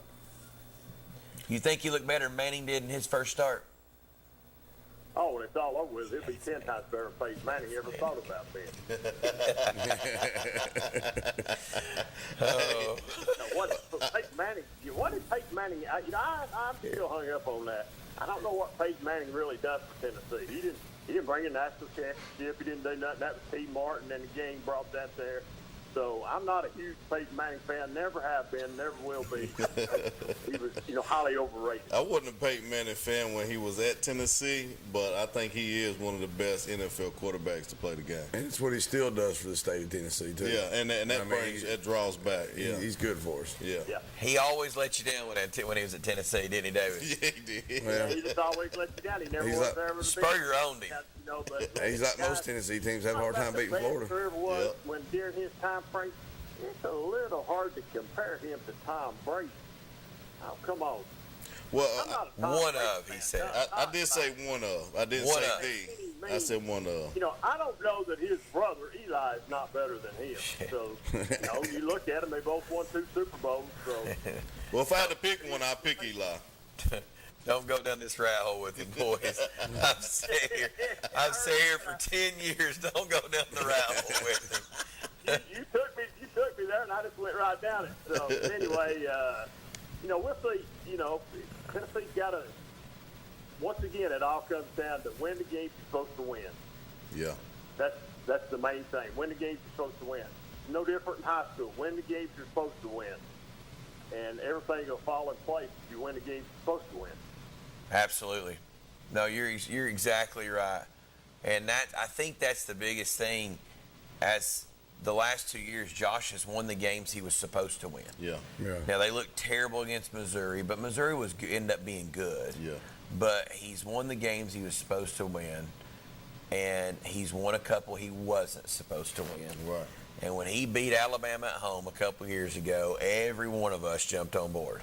Yeah. But if the offense is clicking, it's going to be hard to outscore a Tennessee team if the offense is clicking. I will say this. I think Tennessee is a whole lot better this year at receiver. I think, you know, they're probably better at the QB position than they have been. The offensive line didn't look too bad. Defense didn't look really bad Saturday. It looked pretty good, even on the back end. It looked good. But you know, take care of the games you're supposed to take care of, and maybe they'll slip up and knock one of those 2 teams I said earlier off. And maybe it is Alabama. Maybe Josh Heupel has Alabama. I'll say one thing. We've got a whole lot better football coach than we have had in the past in Tennessee. Oh, Josh man. Heupel. Yes. I'll ride the wagon with him anywhere he wants to go. You got that right. At least you got a chance to score points. Yeah. And you're chance to exactly win. right. At least you got a chance to score points. And I know we just played Chattanooga, but seeing Nico stay in the pocket and knowing he's a scrambler, I thought that was impressive because he could have took off at any time. Oh, he was dropping dimes. And, yeah, he chose to stick around in that pocket and make the right play. So, and the energy. 300-some yards passing, guys. I mean, you know, that's you know, Cox is right. Chattanooga's not a bad football team. I think the predictions this year has got them to win their conference. I believe I'm right on that. So they played a fairly good, you know, not on the same level as Tennessee, but it was a good opening game for Tennessee. He did, like I said, I think he did everything he needed to do in the first 2 quarters. I was glad to see Hopkins get him out and play somebody else instead of leaving him in and maybe taking a chance of getting him hurt. So, you know, I was impressed. I was impressed with the receivers too, man. I don't know the kid's name. He's transfer in. He played lights out. Are you talking about the guy from Oregon? Number 1? Nah, I can't think of his name. Man, I went blank here. I know he's everybody's a transfer this time, and I can't keep up with it. You can't keep up with it. Yeah, I can't remember his name, but he transferred in. But you know, the receiving corps looked a whole lot better than what it has in the past. I think Tennessee's probably got 3 or 4 receivers that are from North Carolina State, receivers. maybe. Was he from NC State? I think he might have been. I'm gonna be honest, I don't remember. I heard them talking about him today on the SEC Network. They were talking about him, and I believe the other kid's name is Thornton. Is that right? I'm not for sure, so I don't remember the name. So we'll come back with that with the finals. I was impressed also. Think about the guy that replaced the guy at running back from last year. We had a really good running back last year, and it looks like we've not got any. Looks like we're all right there. We're not maybe as deep as we have been in the running back room, but, you know, there's some it was good to see Bishop get out there and some kids that you know about and see them get a chance to prove themselves. So we've got to have that's just a position you got to have in the SEC. You got to have a good running back. Absolutely.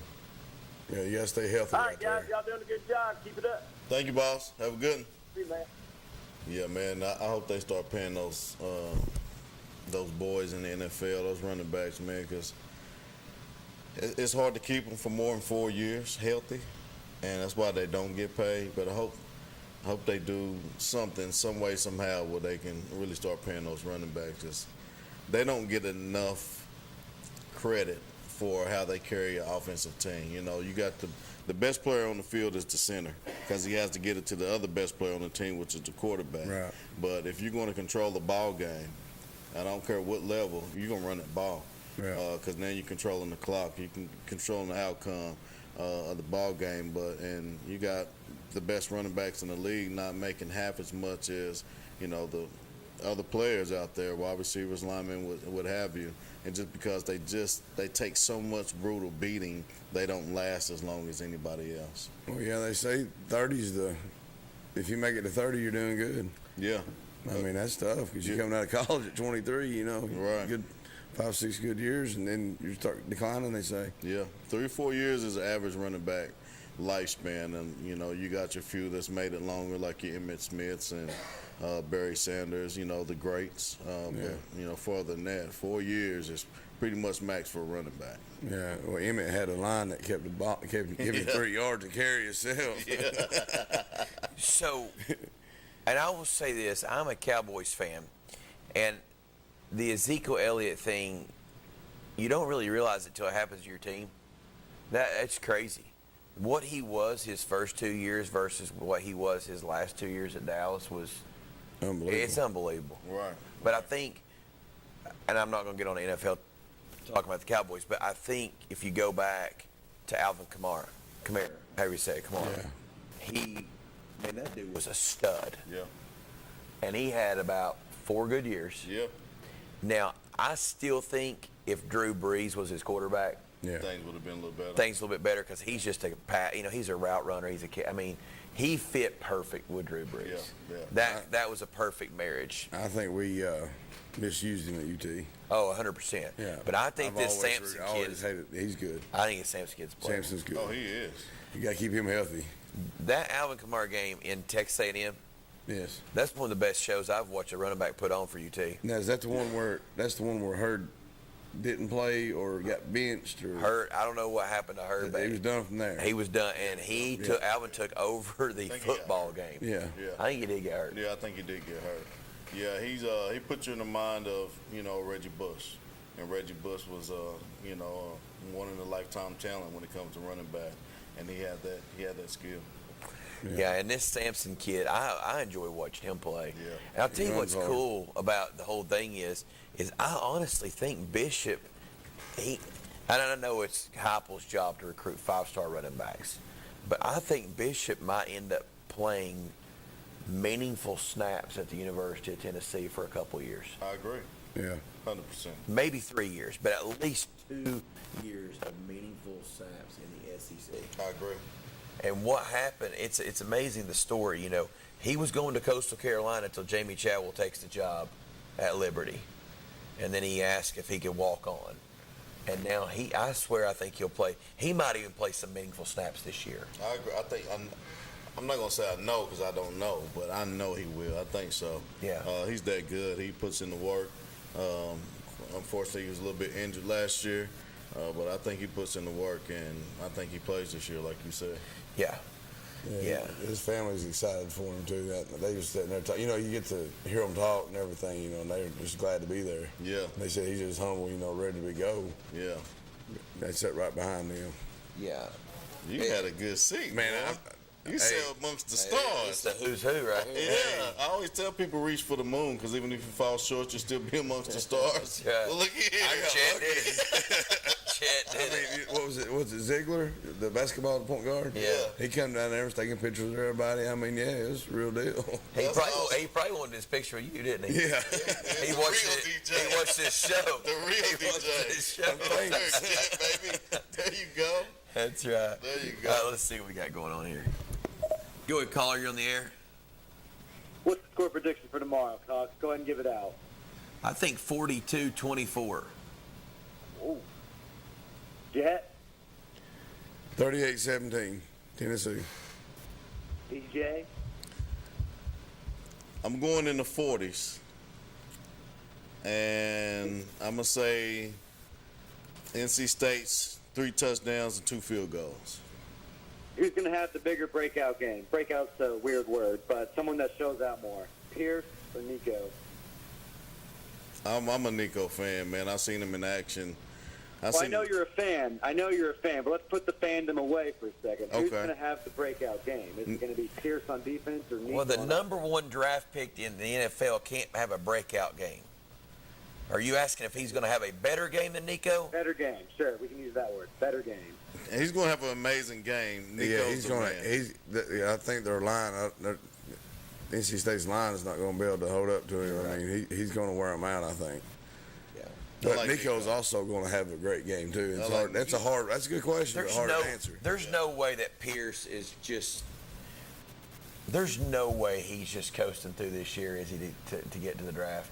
I mean, he's got to still show out. Oh yeah, he will, and he will. I mean, he did not look interested. Him being out there against Chattanooga. No. Well, and if I was him, I get it. He only played 10 snaps, and are you really wasting one of your best players against Chattanooga? There you go. Well, there you go. Yeah, I know. I thought the same thing. Yeah. Yeah, I think they saved a lot of defensive sheaves and plays and energy for North Carolina State. I think he affects the game more than you realize. I think everybody would, like tomorrow. I think NC State does stuff to double team him and go away from him as much as they possibly can. Right. Oh yeah.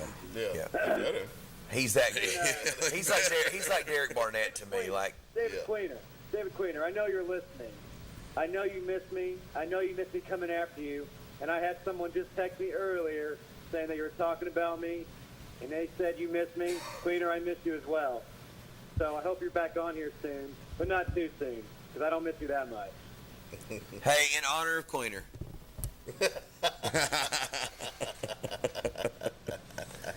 So no, I think he's like a Derek Barnett. I think if he has so much effect on the game that you don't even know the game that's going on inside the game. Right. Sitting on the couch, watching film, you'll see all that. Yeah, the in the sky don't lie. Because I feel like you said, he didn't look like he wanted to be there, but did he need to be?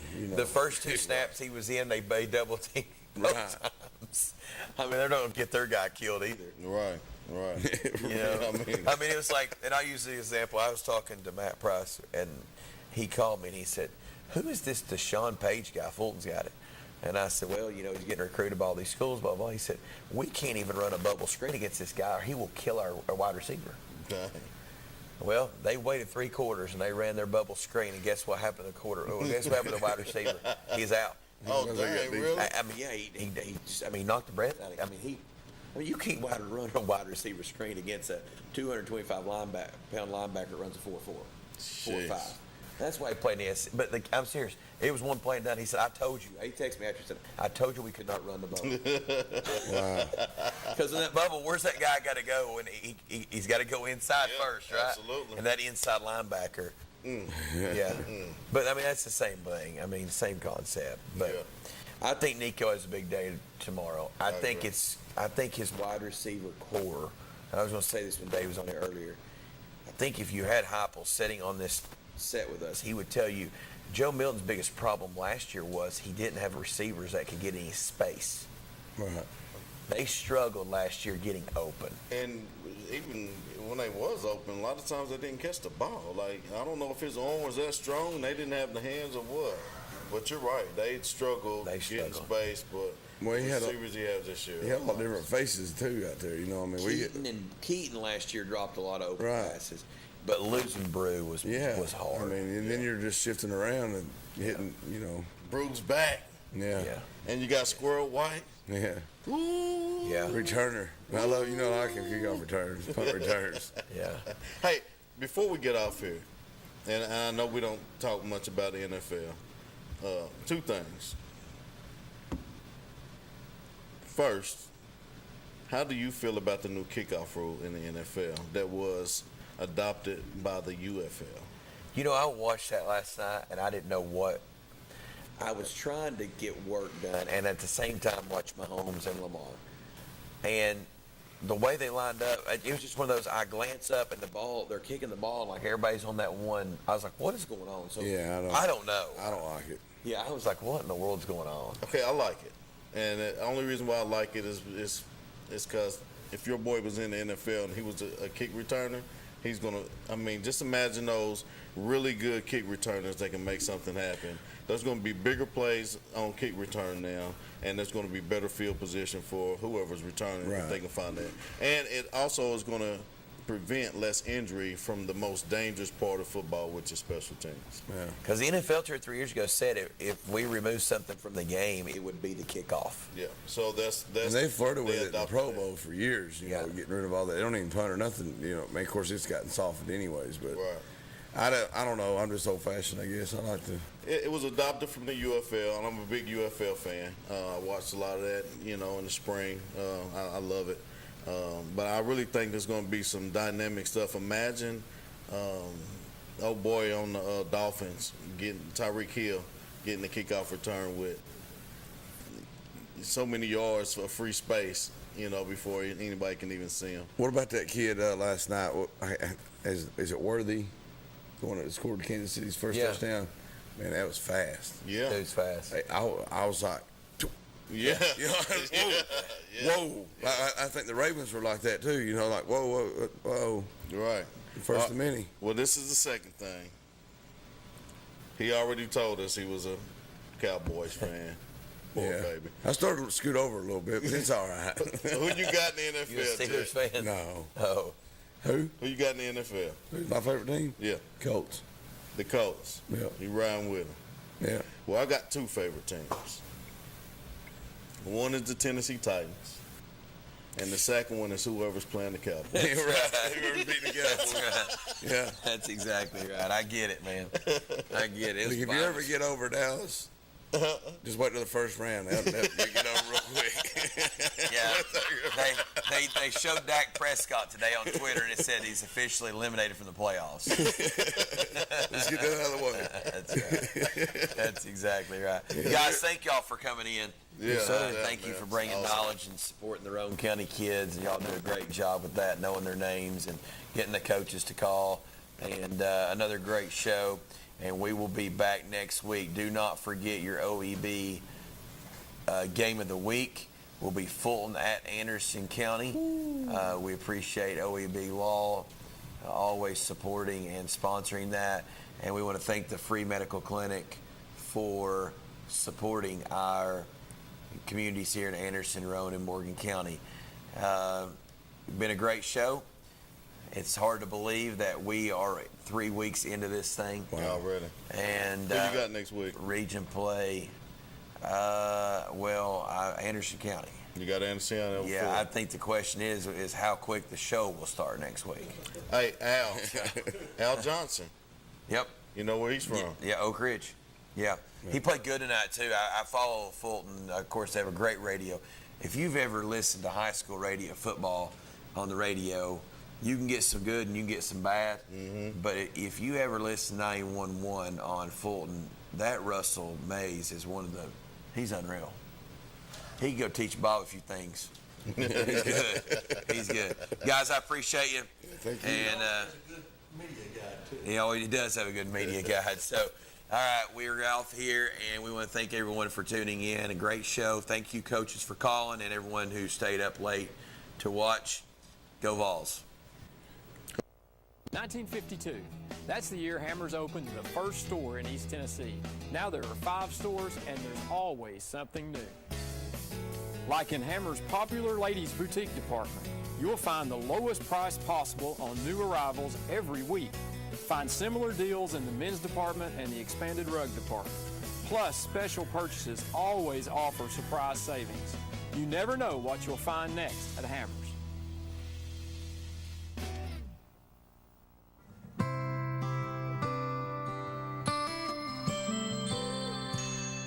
Over 14,000 neighbors live in fear of becoming sick or injured and having to make a choice between putting food on the table or seeking medical care. The Free Medical Clinic tries to take that fear away. What do we help them with? We help them with diabetes, hypertension, any kind of medical need that they need that's necessary. And being in a community with the African American community lets them know that we're here. To me, being an attorney means more than practicing just law. It means pulling alongside my clients and being their partner. It means keeping my clients informed through the legal process, which can be overwhelming. At OEB Law, we stand with you because communication is key. At Ferris, we want you to get the most out of your time and and end each day feeling good. That's why we pioneered exclusive lawnmower suspension technology, allowing for full-speed mowing, even over the roughest terrain. Grow your business by getting more done in less time with Ferris. Ferris. Work hard, feel good. Found exclusively at independent Ferris dealers. 1 in 7 people will need a blood transfusion during their life. That's 1 person every 2 seconds receiving a life-saving product. At Medic Regional Blood Center, we are the primary blood provider for 25 hospitals in 23 East Tennessee and southeastern Kentucky counties. Started in 1958, Medic has been serving Knoxville and the surrounding areas for 66 years. For 1 hour of your time, you can save a life. Visit medicblood.org for more information on blood donation. What is strength when you're battling cancer? Is it a shoulder to lean on? A voice of hope? Is it confidence in the most available care options? Or is it unmatched expertise answering your hardest questions? Giving you the courage to move forward. At Covenant Health, we think it means all of this and more. For you. Let our strength be yours. I wanted to continue my education after high school, but my family and I didn't think we could afford it. Then I found out that Roane State has the options to make college possible. Now I'm pursuing my dreams and will make my family and community proud.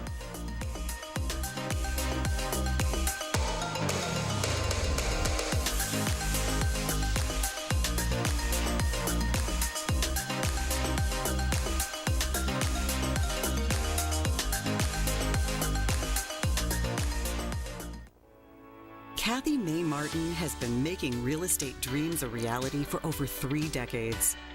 Buying or selling real estate is one of the most important decisions you'll ever make.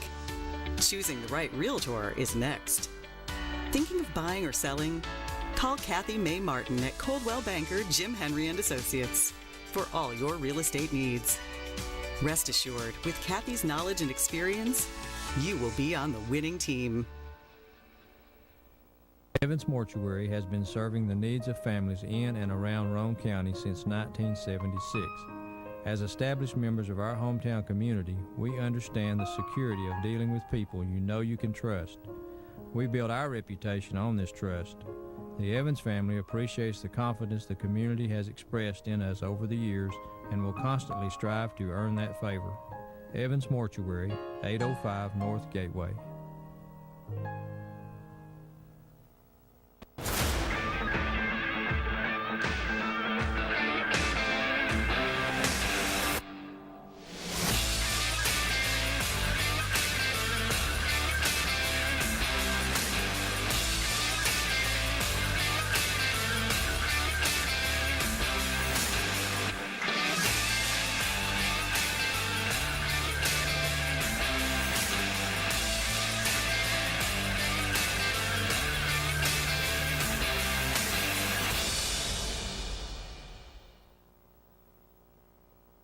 $1952.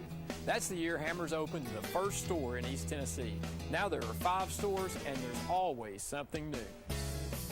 Like in Hammers' popular ladies' boutique department, you'll find the lowest price possible on new arrivals every week. Find similar deals in the men's department and the expanded rug department. Plus, special purchases always offer surprise savings. You never know what you'll find next at Hammers.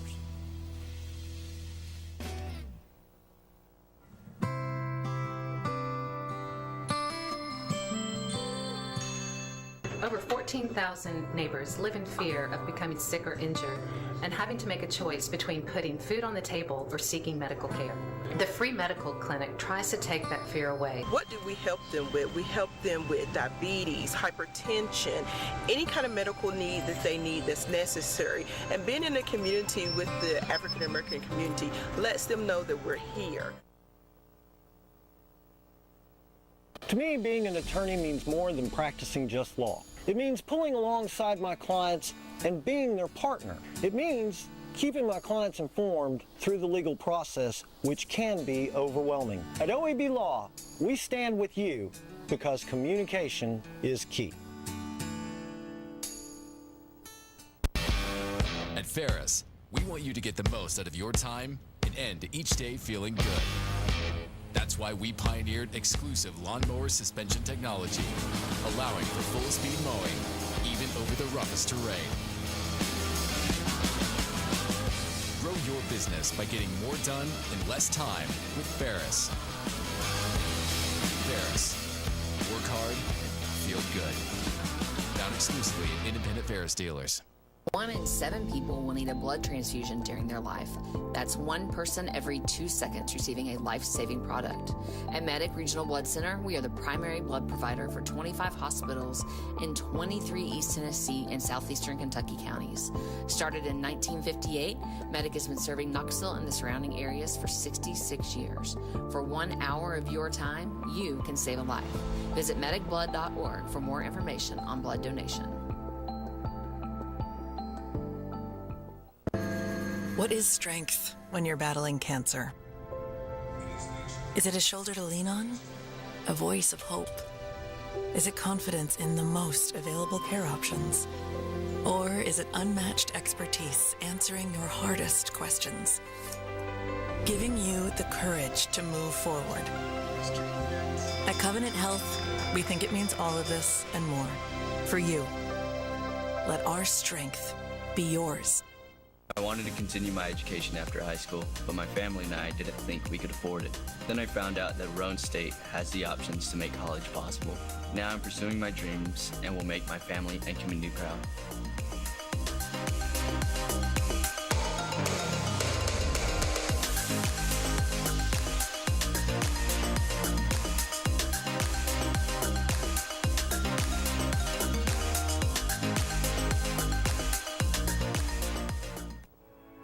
Kathy May Martin has been making real estate dreams a reality for over 3 decades. Buying or selling real estate is one of the most important decisions you'll ever make. Choosing the right realtor is next. Thinking of buying or selling? Call Kathy May Martin at Coldwell Banker Jim Henry & Associates for all your real estate needs. Rest assured, with Kathy's knowledge and experience, you will be on the winning team. Evans Mortuary has been serving the needs of families in and around Roane County since 1976. As established members of our hometown community, we understand the security of dealing with people you know you can trust. We built our reputation on this trust. The Evans family appreciates the confidence the community has expressed in us over the years and will constantly strive to earn that favor. Evans Mortuary, 805 North Gateway.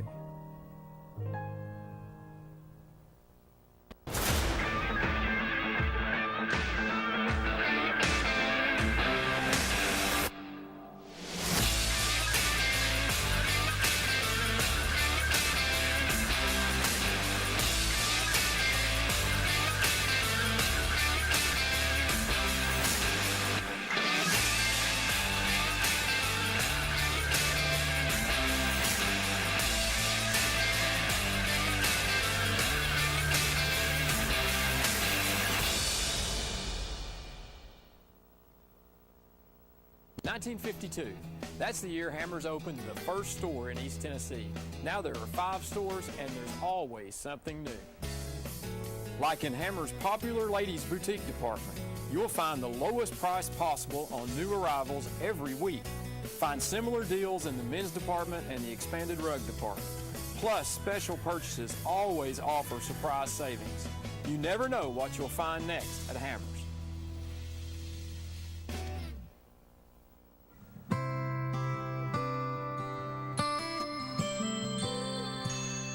Over 14,000 neighbors live in fear of becoming sick or injured and having to make a choice between putting food on the table or seeking medical care. The free medical clinic tries to take that fear away. What do we help them with? We help them with diabetes, hypertension, any kind of medical need that they need that's necessary. And being in a community with the African American community lets them know that we're here.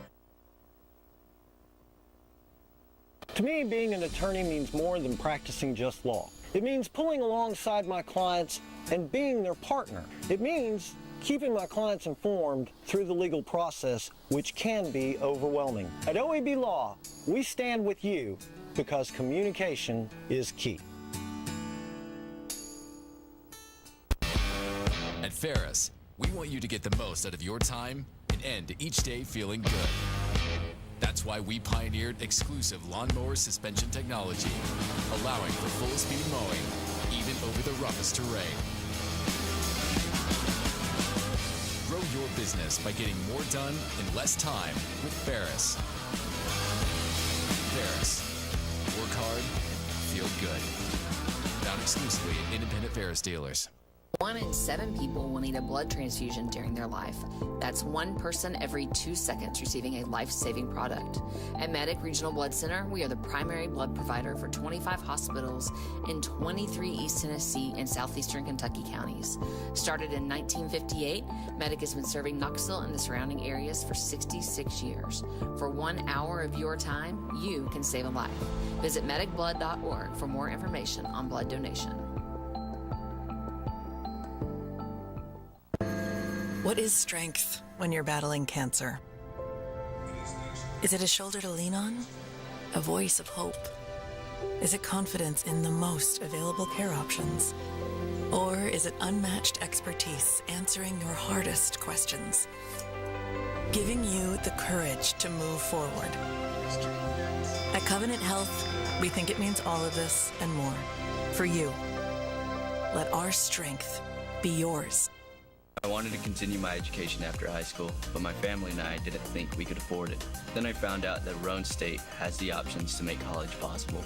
Now I'm pursuing my dreams and will make my family and community proud.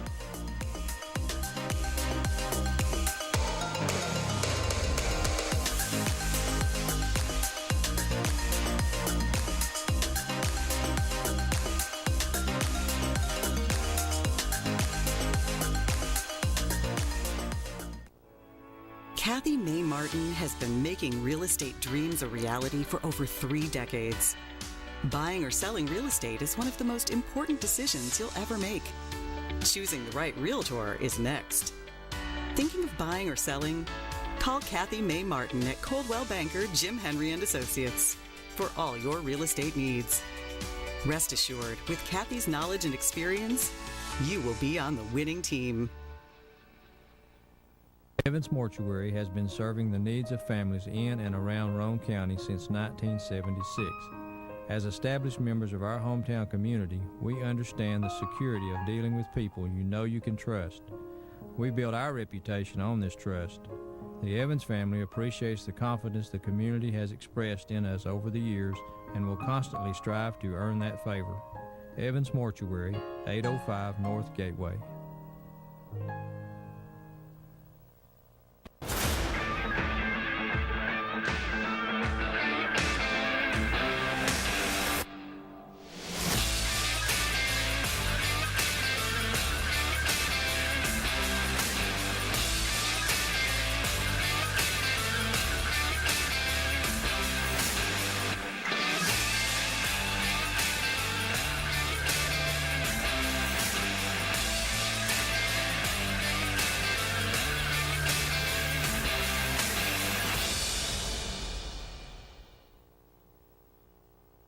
(1952).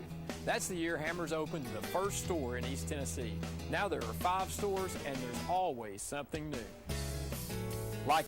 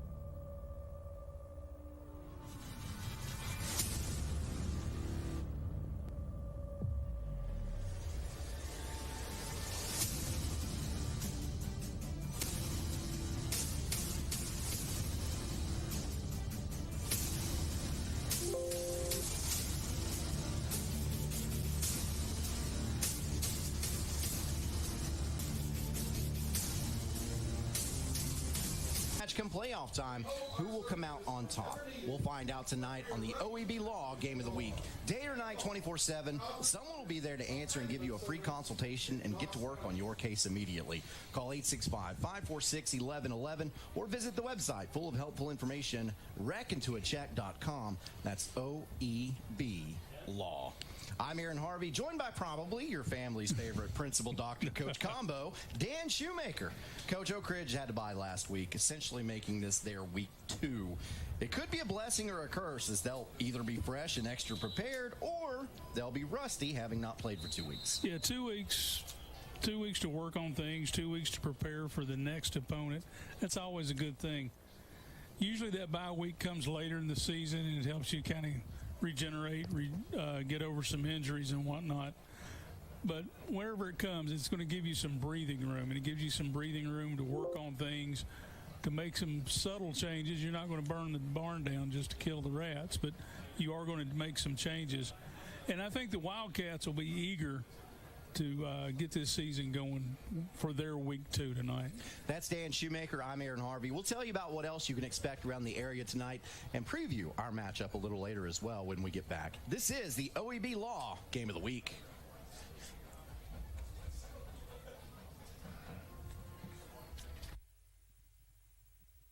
$1952.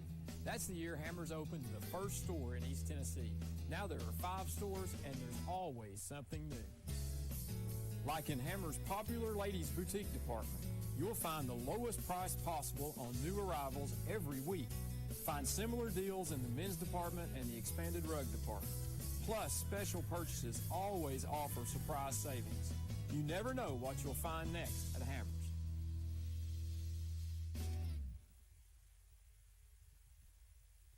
In East Tennessee, our work heritage runs deep.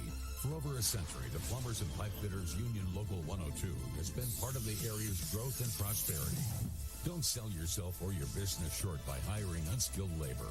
Our cutting-edge labor training facility equips our members with the advanced skills needed to be the very best in the industry. Keep jobs local and the money in the state. At Local 102, we work tirelessly today to help build a better tomorrow for our community and our members. 1 in 7 people will need a blood transfusion during their life. That's 1 person every 2 seconds receiving a life-saving product. At Medic Regional Blood Center, we are the primary blood provider for 25 hospitals in 23 East Tennessee and southeastern Kentucky counties. Started in 1958, Medic has been serving Knoxville and the surrounding areas for 66 years. For 1 hour of your time, you can save a life. Visit medicblood.org for more information on blood donation.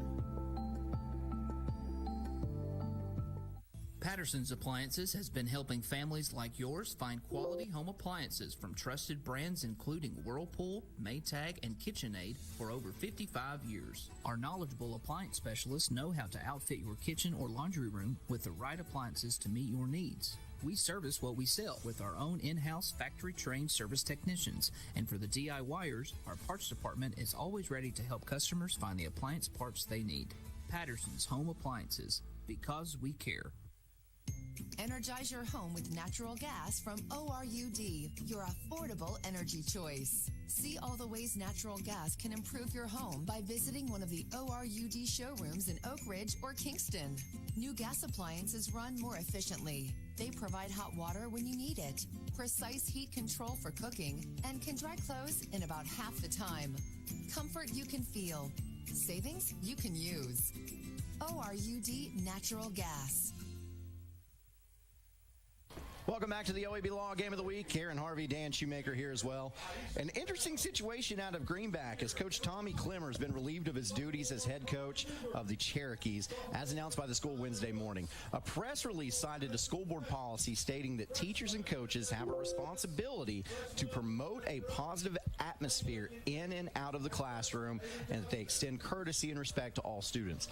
I don't know what happened, but I can tell you that the hiring of Klimmer was controversial in the area to begin with a social media movement to try to block the hire.